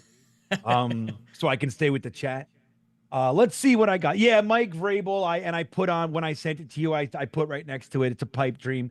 He's been my number one as he is with a lot of people, but I think we're pretty secure in the idea that he's not happening. The Patriots just seems perfect. Brian Flores, I think, comes in here, brings exactly what we were hoping that when we got rid of Saleh and bumped up Ulbrich, that accountability thing that we were hoping would happen. I think Flores brings that with him on day one. Let's not forget, he didn't really have what you could call a Super Bowl team down there in Miami. He had a losing season. Then he got them to 9-7. Then he was 10-6, or maybe it was it 10-7 yet? I forget if it was. No, I don't think games it was. or not. I think he was done before they moved to the 17-game schedule. And he got fired for not being okay with the way the Miami Dolphins were running their operation. As we know, they tried to get him to get paid to tank. Which, look, if you're I'm all about tanking, but you got to do it right. You don't include the players, and you just pass down a directive and say, look, I want to see the younger guys. Like where it's a losing season or whatever. I want you to, I want to start evaluating however you do it, but you don't offer to fucking pay the guy. And then look, that was the whole thing when Tom Brady, they lost a draft pick for all that stuff. So it wasn't just him. He wasn't making stuff up. So he didn't get fired because he was doing a poor job. He was actually a very surprising fire by most people in the NFL. I couldn't believe. I was delighted when they fired him. So the whole Tua thing, this is why I like experienced head coaches. Brian Flores is the perfect example for it. You want them to make those types of mistakes with another organization. You want them to learn from it. Now, you don't want them to go from those mistakes, get fired, and come right into leading your team like we did with Adam Gase. But you want them to go back. He spent time with the Steelers under Tomlin. He's now running one of the better defenses in the NFL for the Vikings. He's kind of come back up through the ranks. He's on record as saying he learned a lot from the handling of the Tua situation. He would probably do it differently. That's humility. So he comes in with that badass approach, accountability, and already made a bunch of mistakes for the Dolphins that I think we don't have to endure him learning while we're rooting for wins. So he's my fave. Aaron Glenn, again, I really don't want another rookie defensive guy, but if it's gonna be, I think Aaron Glenn's about as good as you could hope for. He's a former Jet. I remember where I was when we drafted him. I was sitting on my buddy's bed in Dartmouth Village in Lake Hiawatha, New Jersey, and I was rooting for Aaron Glenn to be the draft pick, and I remember it. I loved his career with us. He was a scout for us. Don't forget that. He started kind of his personnel career with the Jets. So seeing a homecoming for him, again, not my top choice, merely because he's a rookie head coach and he's a defensive mind. But boy, oh boy, if you're going to do that, Aaron Glenn's the guy to do it with. And then Matt Nagy, I just think he's not my favorite. He doesn't necessarily excite me, but he's a former head coach. He's got a winning record in his 4 years as a head coach. 2 out of the 4 years he went to the playoffs with Mitch Trubisky as his quarterback. And don't forget, guys, one of the reason he lost in the wild card the 1 year is because of the double doink. You know what I mean? Like the kick heard around the world. And then since then, he's been hanging out with Andy Reid. Not a terrible, like I said, there's a lot of boxes checked with him. Not my favorite, doesn't excite me, but we could do a lot worse than a guy coming in with his resume. So I put him on my list as well. Jet Engine comes in asking, my issue with Flores is who is the OC? Josh McCown, buddy. Fuck yeah, Uncle- baby. Uncle Josh, bring him back. Bring him back. All right, my list is going to look pretty similar as well. Mike Vrabel at the top of this list. I know, we're all assuming he's going to go to the Patriots. I think the Patriots reaching out to Ben Johnson for an interview is interesting. It's interesting enough to me that maybe Ben Johnson does take that job in New England, and maybe Mike Vrabel is potentially back on the table for the New York Jets. I thought the masterclass that he did in the playoffs against Bill Belichick when he had he had to run time off, and he's like, "Oh, I'm going to get a false start, but it's another penalty if I get another it's another penalty if I get another delay game." So then he does a false start, then it's a delay game again, and he ate like 2 minutes off the clock. It was just, you saw Belichick throwing his hands up in the air, like super burnt out. That was the moment I thought, man, Mike Vrabel just has it. He just beat the guy that normally beats all of us. They changed the rules the following year because of that particular set of events. Out-coached him, which we never see, right, Ryan? Never see it. Like the only time we ever saw it was it Rex that had, they Rex, told the refs, like the leading up to the game, that the Patriots kind of go over the center of the field goal, and we got a flag that gave us an extra shot at a field goal. We wound up beating the Patriots at one point. Like we never see the Jets, outsmart Belichick, and Vrabel was able to do that in the most chef's kiss type of moment. I love that he hires offensive coordinators that get chosen for head coaching positions. I think that is a plus. Brian Flores, very high on my list. If we're not going to get Mike Vrabel, Brian Flores is the next guy on my list here. I think, like Bean said, surprising when he was fired from Miami. I think that bodes well. I think there's going to be an angst, he's going to take issue with the Dolphins. He'll have a little bit more vitriol. Like, I hate the Dolphins, but I think Brian Flores hates the Dolphins more, which makes me happy. That's what I want to see in my players. That's what I want to see in my coaches and whatnot. Bring a little passion to the table here. I love that his teams were incredibly disciplined. One of the least penalized teams in the league. When you look at how a game is won, there is offensive, there is defensive, there is special teams. That fourth aspect is penalties. You can have almost an entire offense, defense worth of yardage accumulated and first downs gained or lost because of penalties. Jets were the most penalized team in the league this year, and it wasn't even close. I very much like the discipline that Brian Flores could bring to the table. I like Aaron Glenn, obviously his time with the Jets, but also just a very passionate leader of men. I don't, like being said, I don't particularly want another first-time defensive-minded head coach. I feel like that's sort of regressive, but Aaron Glenn does break that kind of mold for me. And him coming from the Lions means he could bring someone with an electric offense, I think, with an electric offense over as his offensive coordinator, and that alleviates some of that. There's a passion because he played here. We drafted him. There's a belief in him. And I feel like I want our team to want to be here. And I feel like Flores coming from Brooklyn and Glenn, obviously being here in the past, are two guys that could very much fill that role. Joe Brady, Bills offensive coordinator. I really liked him back when he was the Saints wide receivers coach, and then he went to LSU as I don't know if it was wide receivers coach or passing game coordinator with Jamar Chase and Justin Jefferson down there. Obviously didn't have a great stint with the Carolina Panthers, but then comes into Buffalo in a season that they're supposed to regress. This is the year that they don't have Stefon Diggs. They don't have, they got a massive cap hit with Josh Allen. They're not sure how they're going to rebound. It's supposed to be the Jets' year to take over the division. And not just that Josh Allen's playing at an MVP caliber level, because I think that would have been the case regardless of who their offensive coordinator was.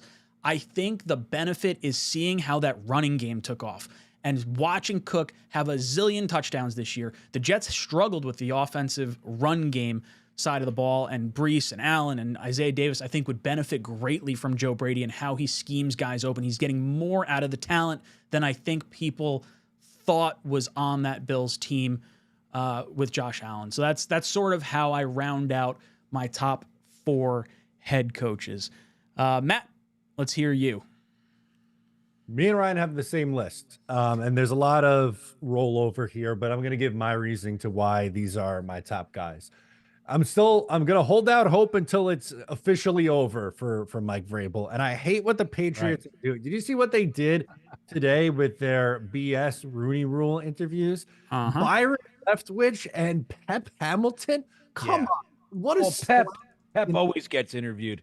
Yeah, he's like the poster child, unfortunately, for that. Like that, it's not fair to those guys. They're not being seriously considered. It's not fair to other quality, minority coaches that are realistic candidates. It's ridiculous. It's really stupid. But for Vrabel, for all the reasons that you guys hit, um, disciplinarian, has won. He's 9 games over 500 as a coach, has won multiple playoff games.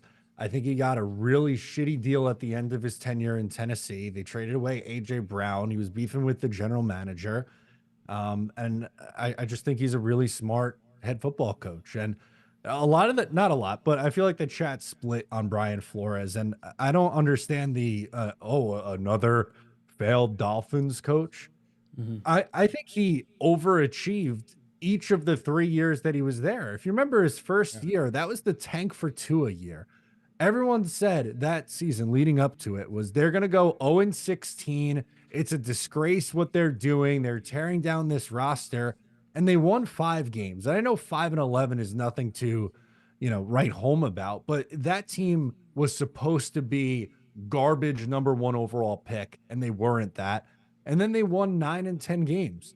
And I thought he got a really raw deal. And yeah, maybe he would do things differently this go around with Tua, but this is another no nonsense guy who I think you could pair a good offensive coordinator with, someone that, is with the Vikings right now. And Josh McCown feels like the perfect guy to pair with him. He has the experience as the head coach. So that's why I like him, is because of the experience and the a little bit more recent success than some of these other guys who are getting interviewed. For me, Glenn, he's a lot of people's #1. He's not my #1, but he still makes my list because I think there's a path to that working. You got to like what the Detroit Lions are doing overall. And I feel like his coaching style personifies their bully attitude. They play fast on defense. They're exciting. They're aggressive. They go for it on 4th down. They punch you in the mouth with the 2 running backs when Montgomery's healthy. And I think Glenn can take his experience that he had here with the New York Jets and being here and seeing how Bill Parcells ran things, I think is good point. An important piece to the puzzle. Was also with the Saints with Dan Campbell too. So, and Sean Payton. And Sean Payton too. Great point. So he has his due. And I think I'm a little bit nervous about going first time defensive coordinator as a head coach again. I get that. That's another reason why it's not my #1, but there's things to like about him. I don't think it's a complete carbon copy of Robert Saleh. He has a little bit more edge to him than Robert Saleh did, I would say. And Brady's a guy that I've liked for a while. A slight concern with the staff that he could build, and slight concern if he's ready to be a full leader. But I have no doubt that he has the offensive prowess figured out. And it's not just because what he's doing up in Buffalo with Josh McCown. With Josh Allen. Josh Allen's obviously a supremely talented quarterback. But look at the light switch that changed in the middle of last year when they made the switch to him as the offensive coordinator. The offense took off. They go on a run. They end up making the playoffs. This year, Josh Allen is, he's going to finish top 2 in MVP voting, probably. Either he wins it or Lamar, I think. But going back to what he did at LSU with Joe Burrow was really impressive. I even liked what he was doing early on in Carolina. I know it didn't end well, but I thought it was an interesting hire when Matt Rule made it. And I think if you're going to go the offensive route, to me, he's the best candidate on the offensive side of the ball. So had to toss someone on the offense in there too. Yeah, for sure. And one thing that I think you and I may both align with, if you bring in a Joe Brady, maybe having one of those former defensive head coaches on your staff to help round out a roster might not be the worst way to go about it. I think a name that I know at least Matt and I haven't talked to Bean about it, but would like to see is Liam Cohen asked for an interview. Yeah. That's a guy I'd love to see. Bean, what are your thoughts on Liam Cohen, the OC from the Bucks?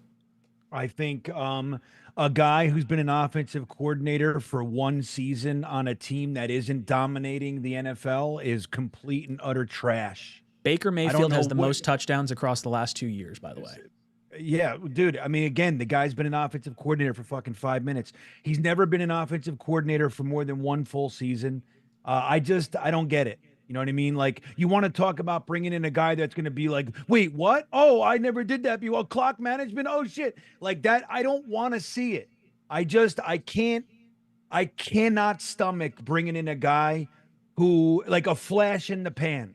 You know what I mean? Like, we don't know what this guy is. Why people are in love with him. Let's see what he does for 5 years, 6 years, 7 years.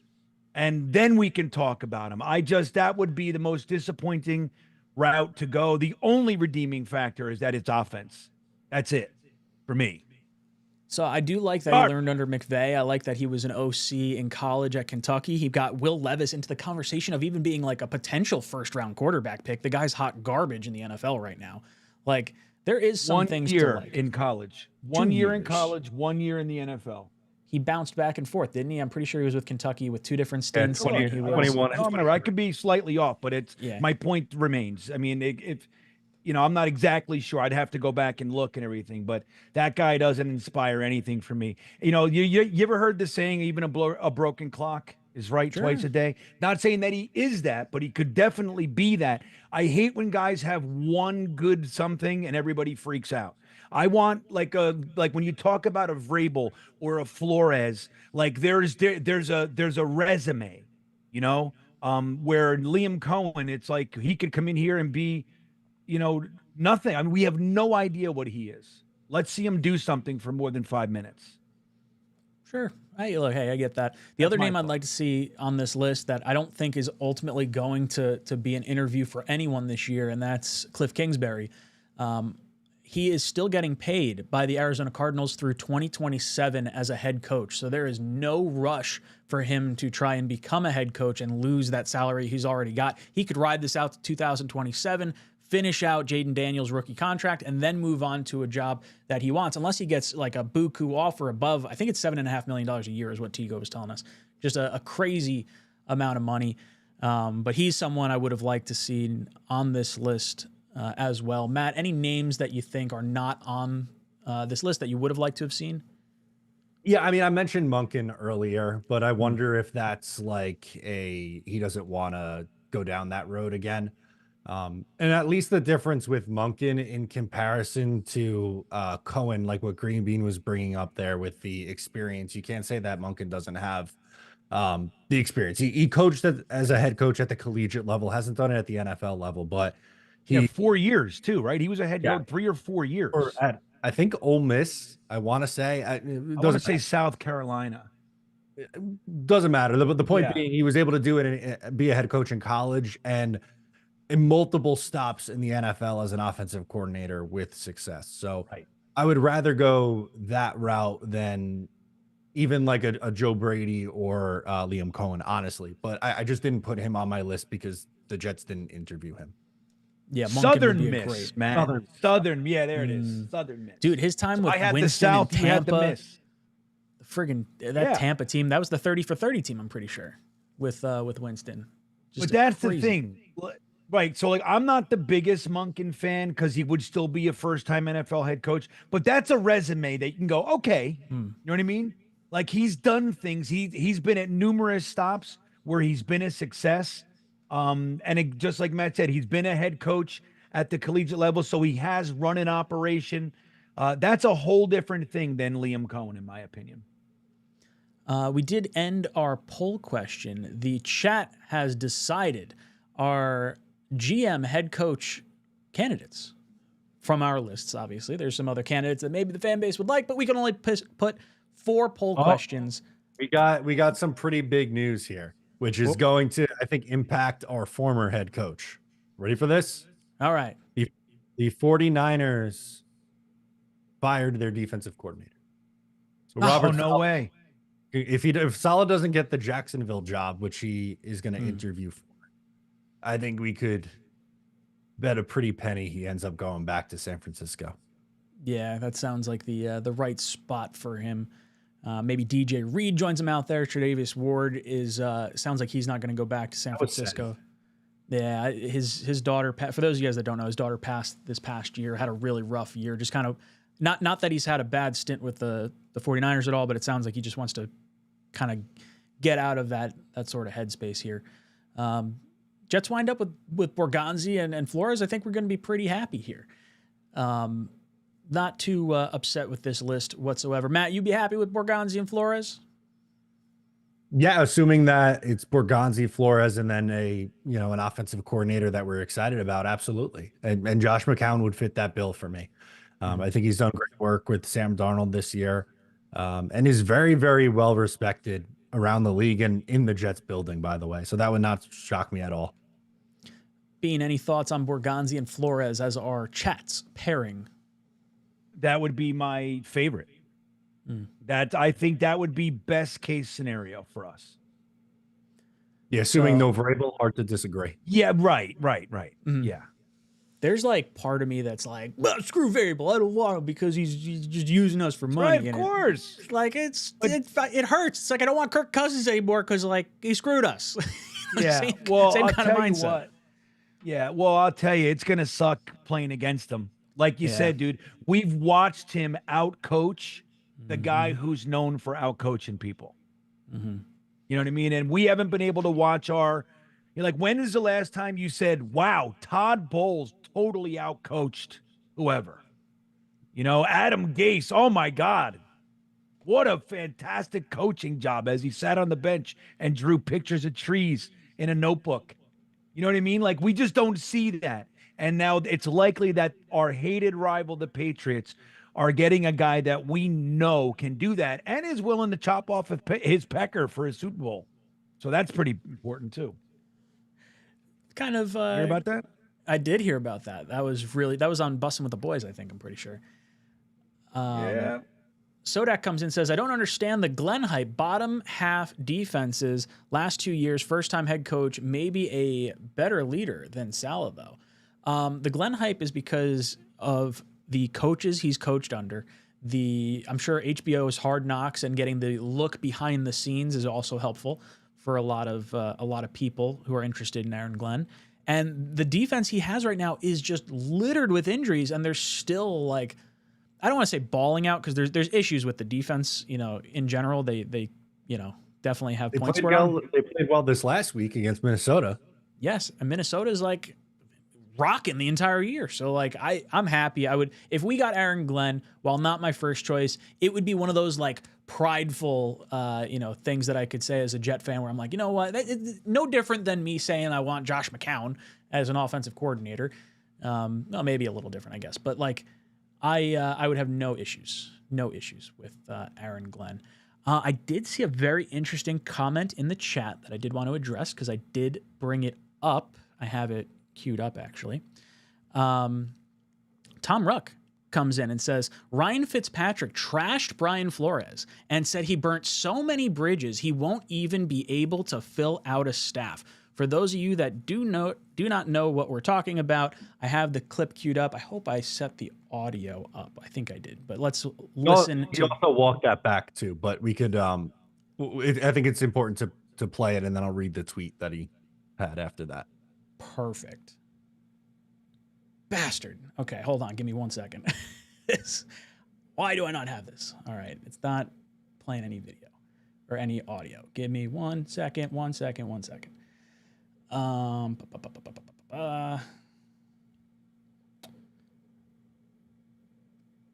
had this whole thing ready. I was on the fly. All right. And Flores has been a really hot name, and I think the further removed we get from his tenure in Miami, the more people kind of forget about how that ended, and the better his name becomes. He went to Pittsburgh and got to learn under Mike Tomlin and see how he led, and now he's been in Minnesota with Kevin O'Connell.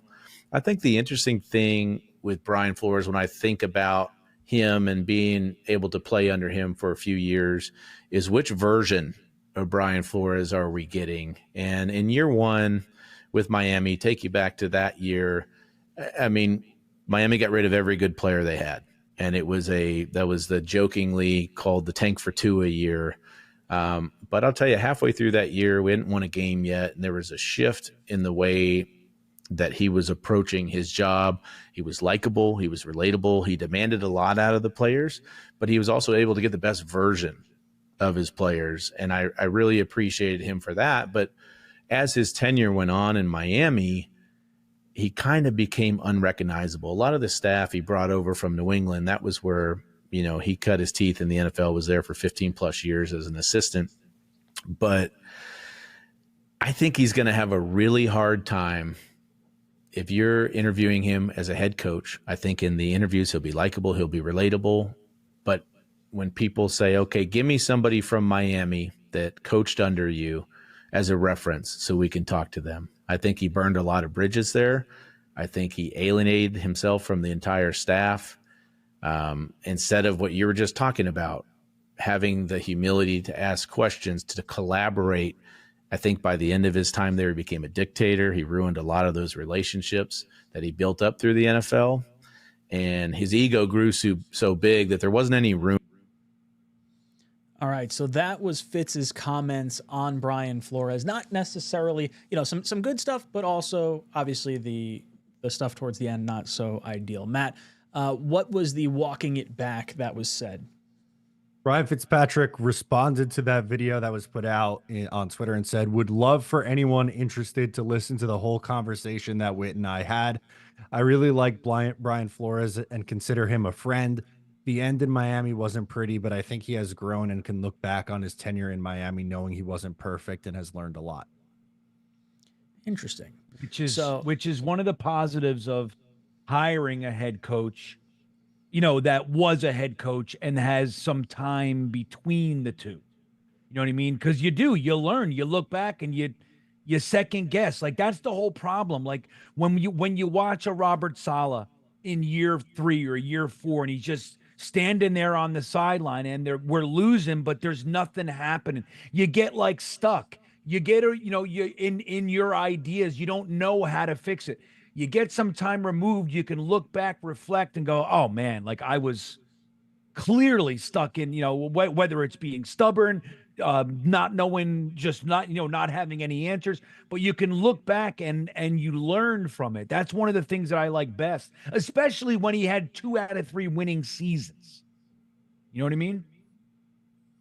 100%. I want to kind of highlight some of the people that we're bringing in for interviews, because I do think it is important to give some context around Brian Flores for all the reasons that kind of Fitz laid out there. And I want to highlight some names, obviously. Josh McCown, Ryan Grigson, and obviously Brian Flores, 3 guys from the Vikings. I want to have conversations with all of them. And I think, you know, while I don't like Ryan Grigson as a GM candidate, he's the one that drafted Andrew Luck, traded a first for Trent Richardson, wasn't able to put an offensive line around Andrew Luck, got fired 3 years later. Andrew Luck up and retires just before the season. You know, on face value, it's like, give him a little bit of a head scratcher in terms of an interview. But this guy is in the building with Brian Flores right now. Josh McCown in the building with Brian Flores right now. Getting them in for head coaching and GM candidate roles allows you to expand on thoughts. Hey, Grigson, what do you think about Brian Flores? What are your opinions on him as a head coach? What did you like and dislike in Minnesota? You know, you could even argue, is there any thought that maybe J.J. McCarthy could be on the table? Like, getting some of these inside tidbits and knowledge pieces about Brian Flores, the quarterback situation in that particular building, how much of an impact did McCown have on that? It helps you gather a little bit of information. So I do like the information gathering that the Jets are trying to do. And my gut feeling is the pairings that we're going to ultimately end up with, and I'd be very happy with this.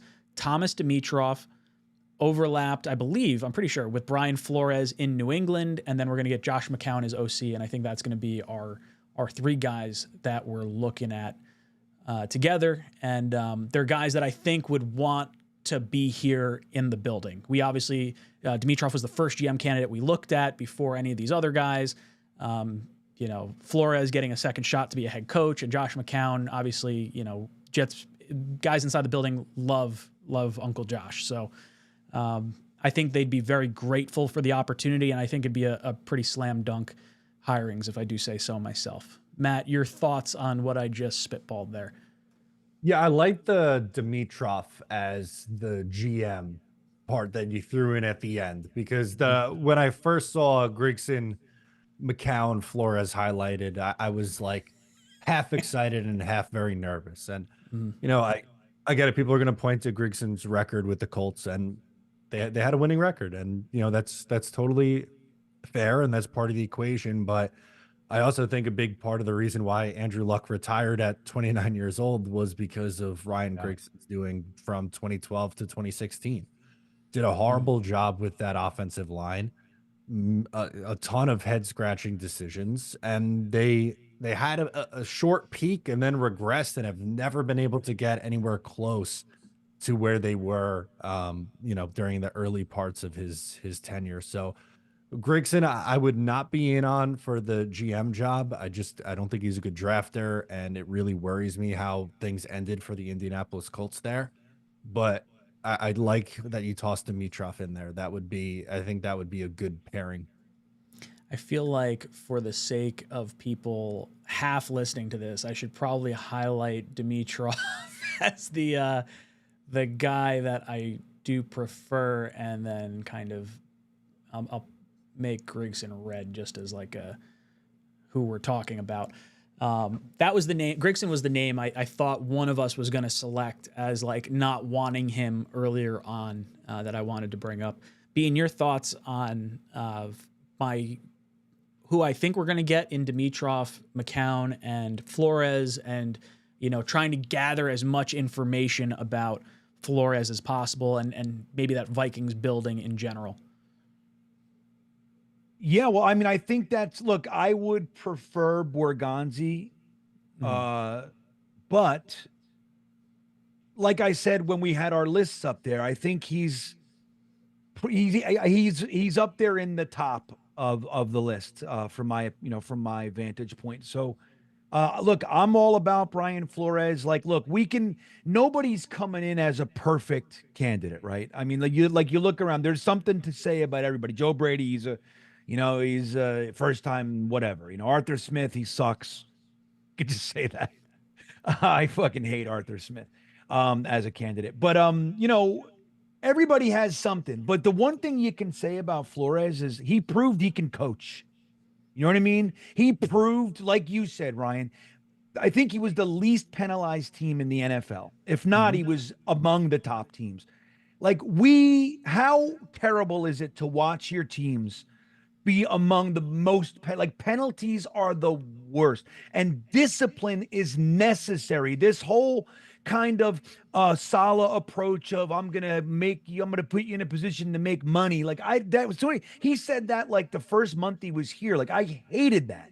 And I don't like this kind of coddling shit. I like you to be, you know, I want the players to like you as a, and all that. But I'd much prefer discipline. You're getting paid $18 million a year. This is your effing job. Do it. And if you can't, sit down. I'll put the kid in behind you, and he'll do it. And everybody's got to know. You know, that's the thing that we've been missing around here for so long. So Josh McCown is a little bit of a question mark, but I think he's widely considered on the ascend in this coaching world. And look, he played quarterback in the NFL for 12 teams. You know what I mean? And he knows the deal, so he's an offensive mind. I think, he's on the ascend. He's going to be an offensive coordinator somewhere if he doesn't just leapfrog it and become one of those Andy Reid, Herm Edwards guys that goes right from a position coach to a head coaching job. So I think that we could do a lot worse than getting Dimitrov, Brian Flores, and Josh McCown. Now, who would be the defensive coordinator? It's probably going to be Flores. I mean, you Jared still Mayo. need one. Bring him in. That's what I was just going to say. But do you think those two heads? I don't necessarily want him. You know what I mean? But that would be fun, man. And then you can, we can toy with the idea of Rex getting back in and being the defensive coordinator. I don't think that's real, but you're going to need a defensive coordinator, but he'll probably just take, I got to look at his staff and see who's under him. Whoever his number 2 is will come with him. Everybody does that. So I think it's a pretty solid mix, man. You got some guys that have proven that they can do the job. Do you think there's any insight into Brian Flores that the Jets can get, or even about like the potential of a JJ McCarthy availability standpoint? I know it seems kind of far-fetched. It seems like I would think they're going to. Do we really want him? I mean, he's got 2 knee injuries and he's a question mark and just to start. Well, Never if there was seen him in an NFL. If there's ever people to ask, it is Ryan Grigson, right. It is Brian Flores, it is Josh McCown. To do your due diligence on it. I don't know. I mean, look, if they're not interested in him, the answer is no, because I don't think the medicals check out. But if if they liked what they saw throughout training camp and everything, and not throughout, but like early on, they were excited about him. Yeah, I mean, he won the starting job instead of Sam. Yeah. So, if you kind of think maybe he performs to a level similar, Sam did kind of pop off. So, maybe not quite that type of elaborateness. It just scares me. Doesn't it scare you? I think your point, though, is good. That you're going to get the inside track. Like, if that's something you're pondering, you're going to know. Have a pretty good idea. But again, like, any rookie quarterback is a question mark no matter what they are. And then you got 2 knee injuries already. It's just a little scary. I'm not saying he is or isn't anything. It's just a little spooky for me. And knowing the Jets' luck, shit. Go to the Ravens. Go to a, they're obviously not, but go to another franchise. You got a much better chance on turning that shit around. Here, he's falling right into the fucking pit of despair. Matt, any thoughts on the insight that you could gain for like a McCarthy or even just, Flores at all? I know I threw it to you first, but any value there? For McCarthy? Either. You're saying? McCarthy and Flores, for people that are like kind of down on Flores. Yeah, I think it's worthwhile to talk to him and find out, right? All you can on both those guys. The McCarthy, that's where my brain was stuck on, because I feel like myself going back and forth, because there is no clear-cut answer for the Jets at the quarterback spot. And I think McCarthy would rate very, very high in this year's draft if he came out versus the quarterbacks that are in it. But I'm not going to lie to you, like, the knee is a major concern. It was not just one knee surgery. He had to get a second one to clean it up. So we have no idea what the medicals are like. And he did look good in the preseason, but that was before the injury. So it's risky. It's a very risky move at the right price, though. Like, I don't think I'm giving up my first round pick for it, but would I give up a second rounder to take that flyer? I might. Yeah. I also like that we're opposite conference too. Like, I think that's beneficial. I think O'Connell and McCown, having been on the Jets at some point, there's like some degree of a tie there. I don't know, just any little piece of like, if we don't hire Grigson, but we were interested in him in the GM, well, hey, they thought highly of me to talk to me anyway. Like, I don't know, you fluff some feathers, see what kind of happens, and at least you make the most informed decision you possibly can. Bean, I'm sorry if I talked over you. No, I was just saying there's a funny comment from Bearded VTer, and he says, we already have a rookie red shirt injury quarterback on the team. Like, how many more do we need? You know what I mean? Like, bring them all on, a bunch of guys. We have no idea if anybody's even going to make it to the season. Hey, one of them's got a hit, right? 50. Right. I mean, it's a good shot. And then, look, you can make that argument, too, like with the rookie defensive coordinator head coach. Like, dude, we're just sticking with it. We're bringing in Aaron Glenn. Somebody's got to hit. It's got to happen. Got to happen, man. Sour Diesel, before we head out and do our shirt giveaway, Sour Diesel, Borgonzi, Flores, McCown, plus Darnold, maybe. I don't think Darnold's leaving, but man, and I don't think he's coming back to the Jets either way.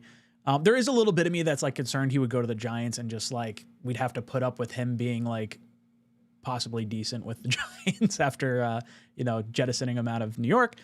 Complete Lawn Care says, for the love of God, hire an established coach. I think that's where all of us kind of fell as well with Vrabel and Flores atop our list.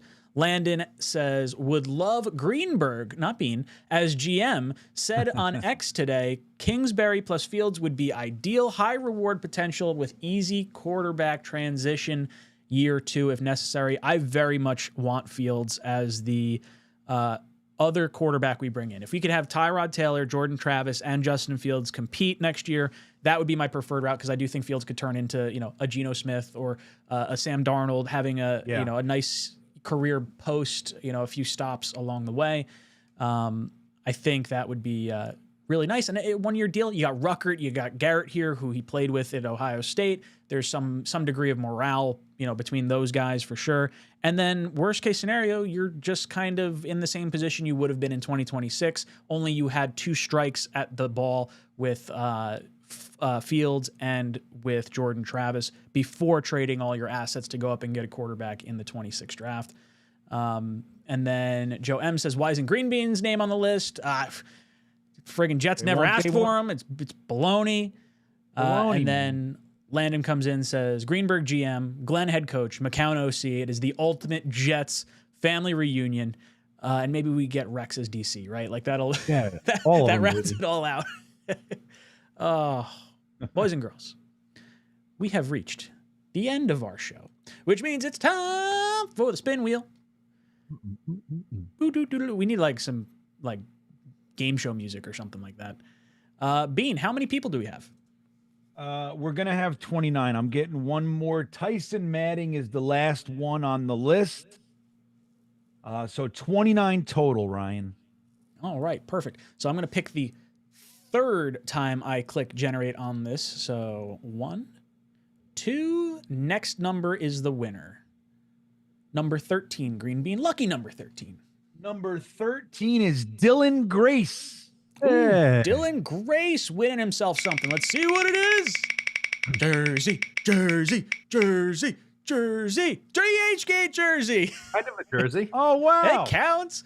Who knows? There's a whole bunch of crazy kind of jerseys on DHgate. I saw some military, camouflage jet jerseys and stuff. There's a whole bunch of stuff on there.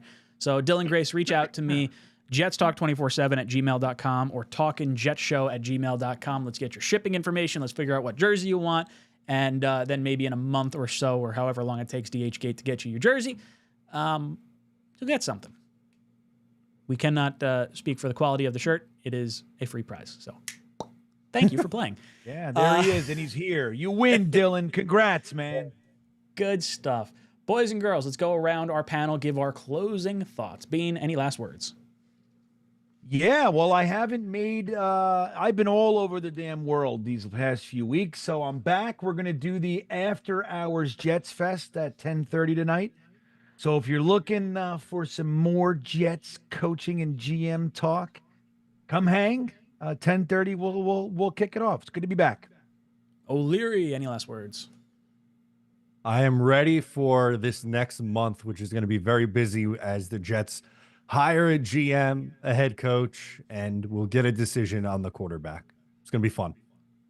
I'm looking forward to putting the shit show of the season behind us, talking about hope, talking about the future of the Jets, where we could possibly go, mock drafts, player analysis. We'll get into all of that over the course of the offseason. It is the best time to be part of the Talkin' Jets family here on the channel, and we will just be pumping out content. All our shows coming back now that the new year has hit. Myself and Dom were live yesterday breaking down some of the coaching candidates. We've got Tego and Bean coming up tomorrow, and then we have Matt and Egghead, Mr. Jeremy Jets Chaos, coming in on Thursday. So make sure you tune in for all that. Boys and girls, we love you. Thank you for hanging out. Hit that like button on the way out. This is Talkin' Jets signing off. JETS.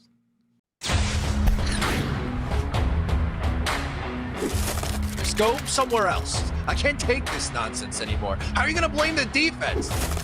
I got the power. Screw Green Bean. Damn it. But once you get to the sausage, I feel like we're doing something. Go Jets.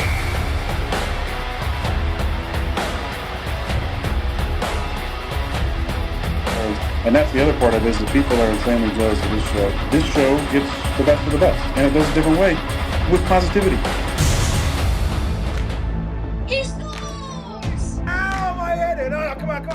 What would you give up to see a Jets Super Bowl? All of my friends and family. Hit those milk thumbs, boys and girls. Freeze frame.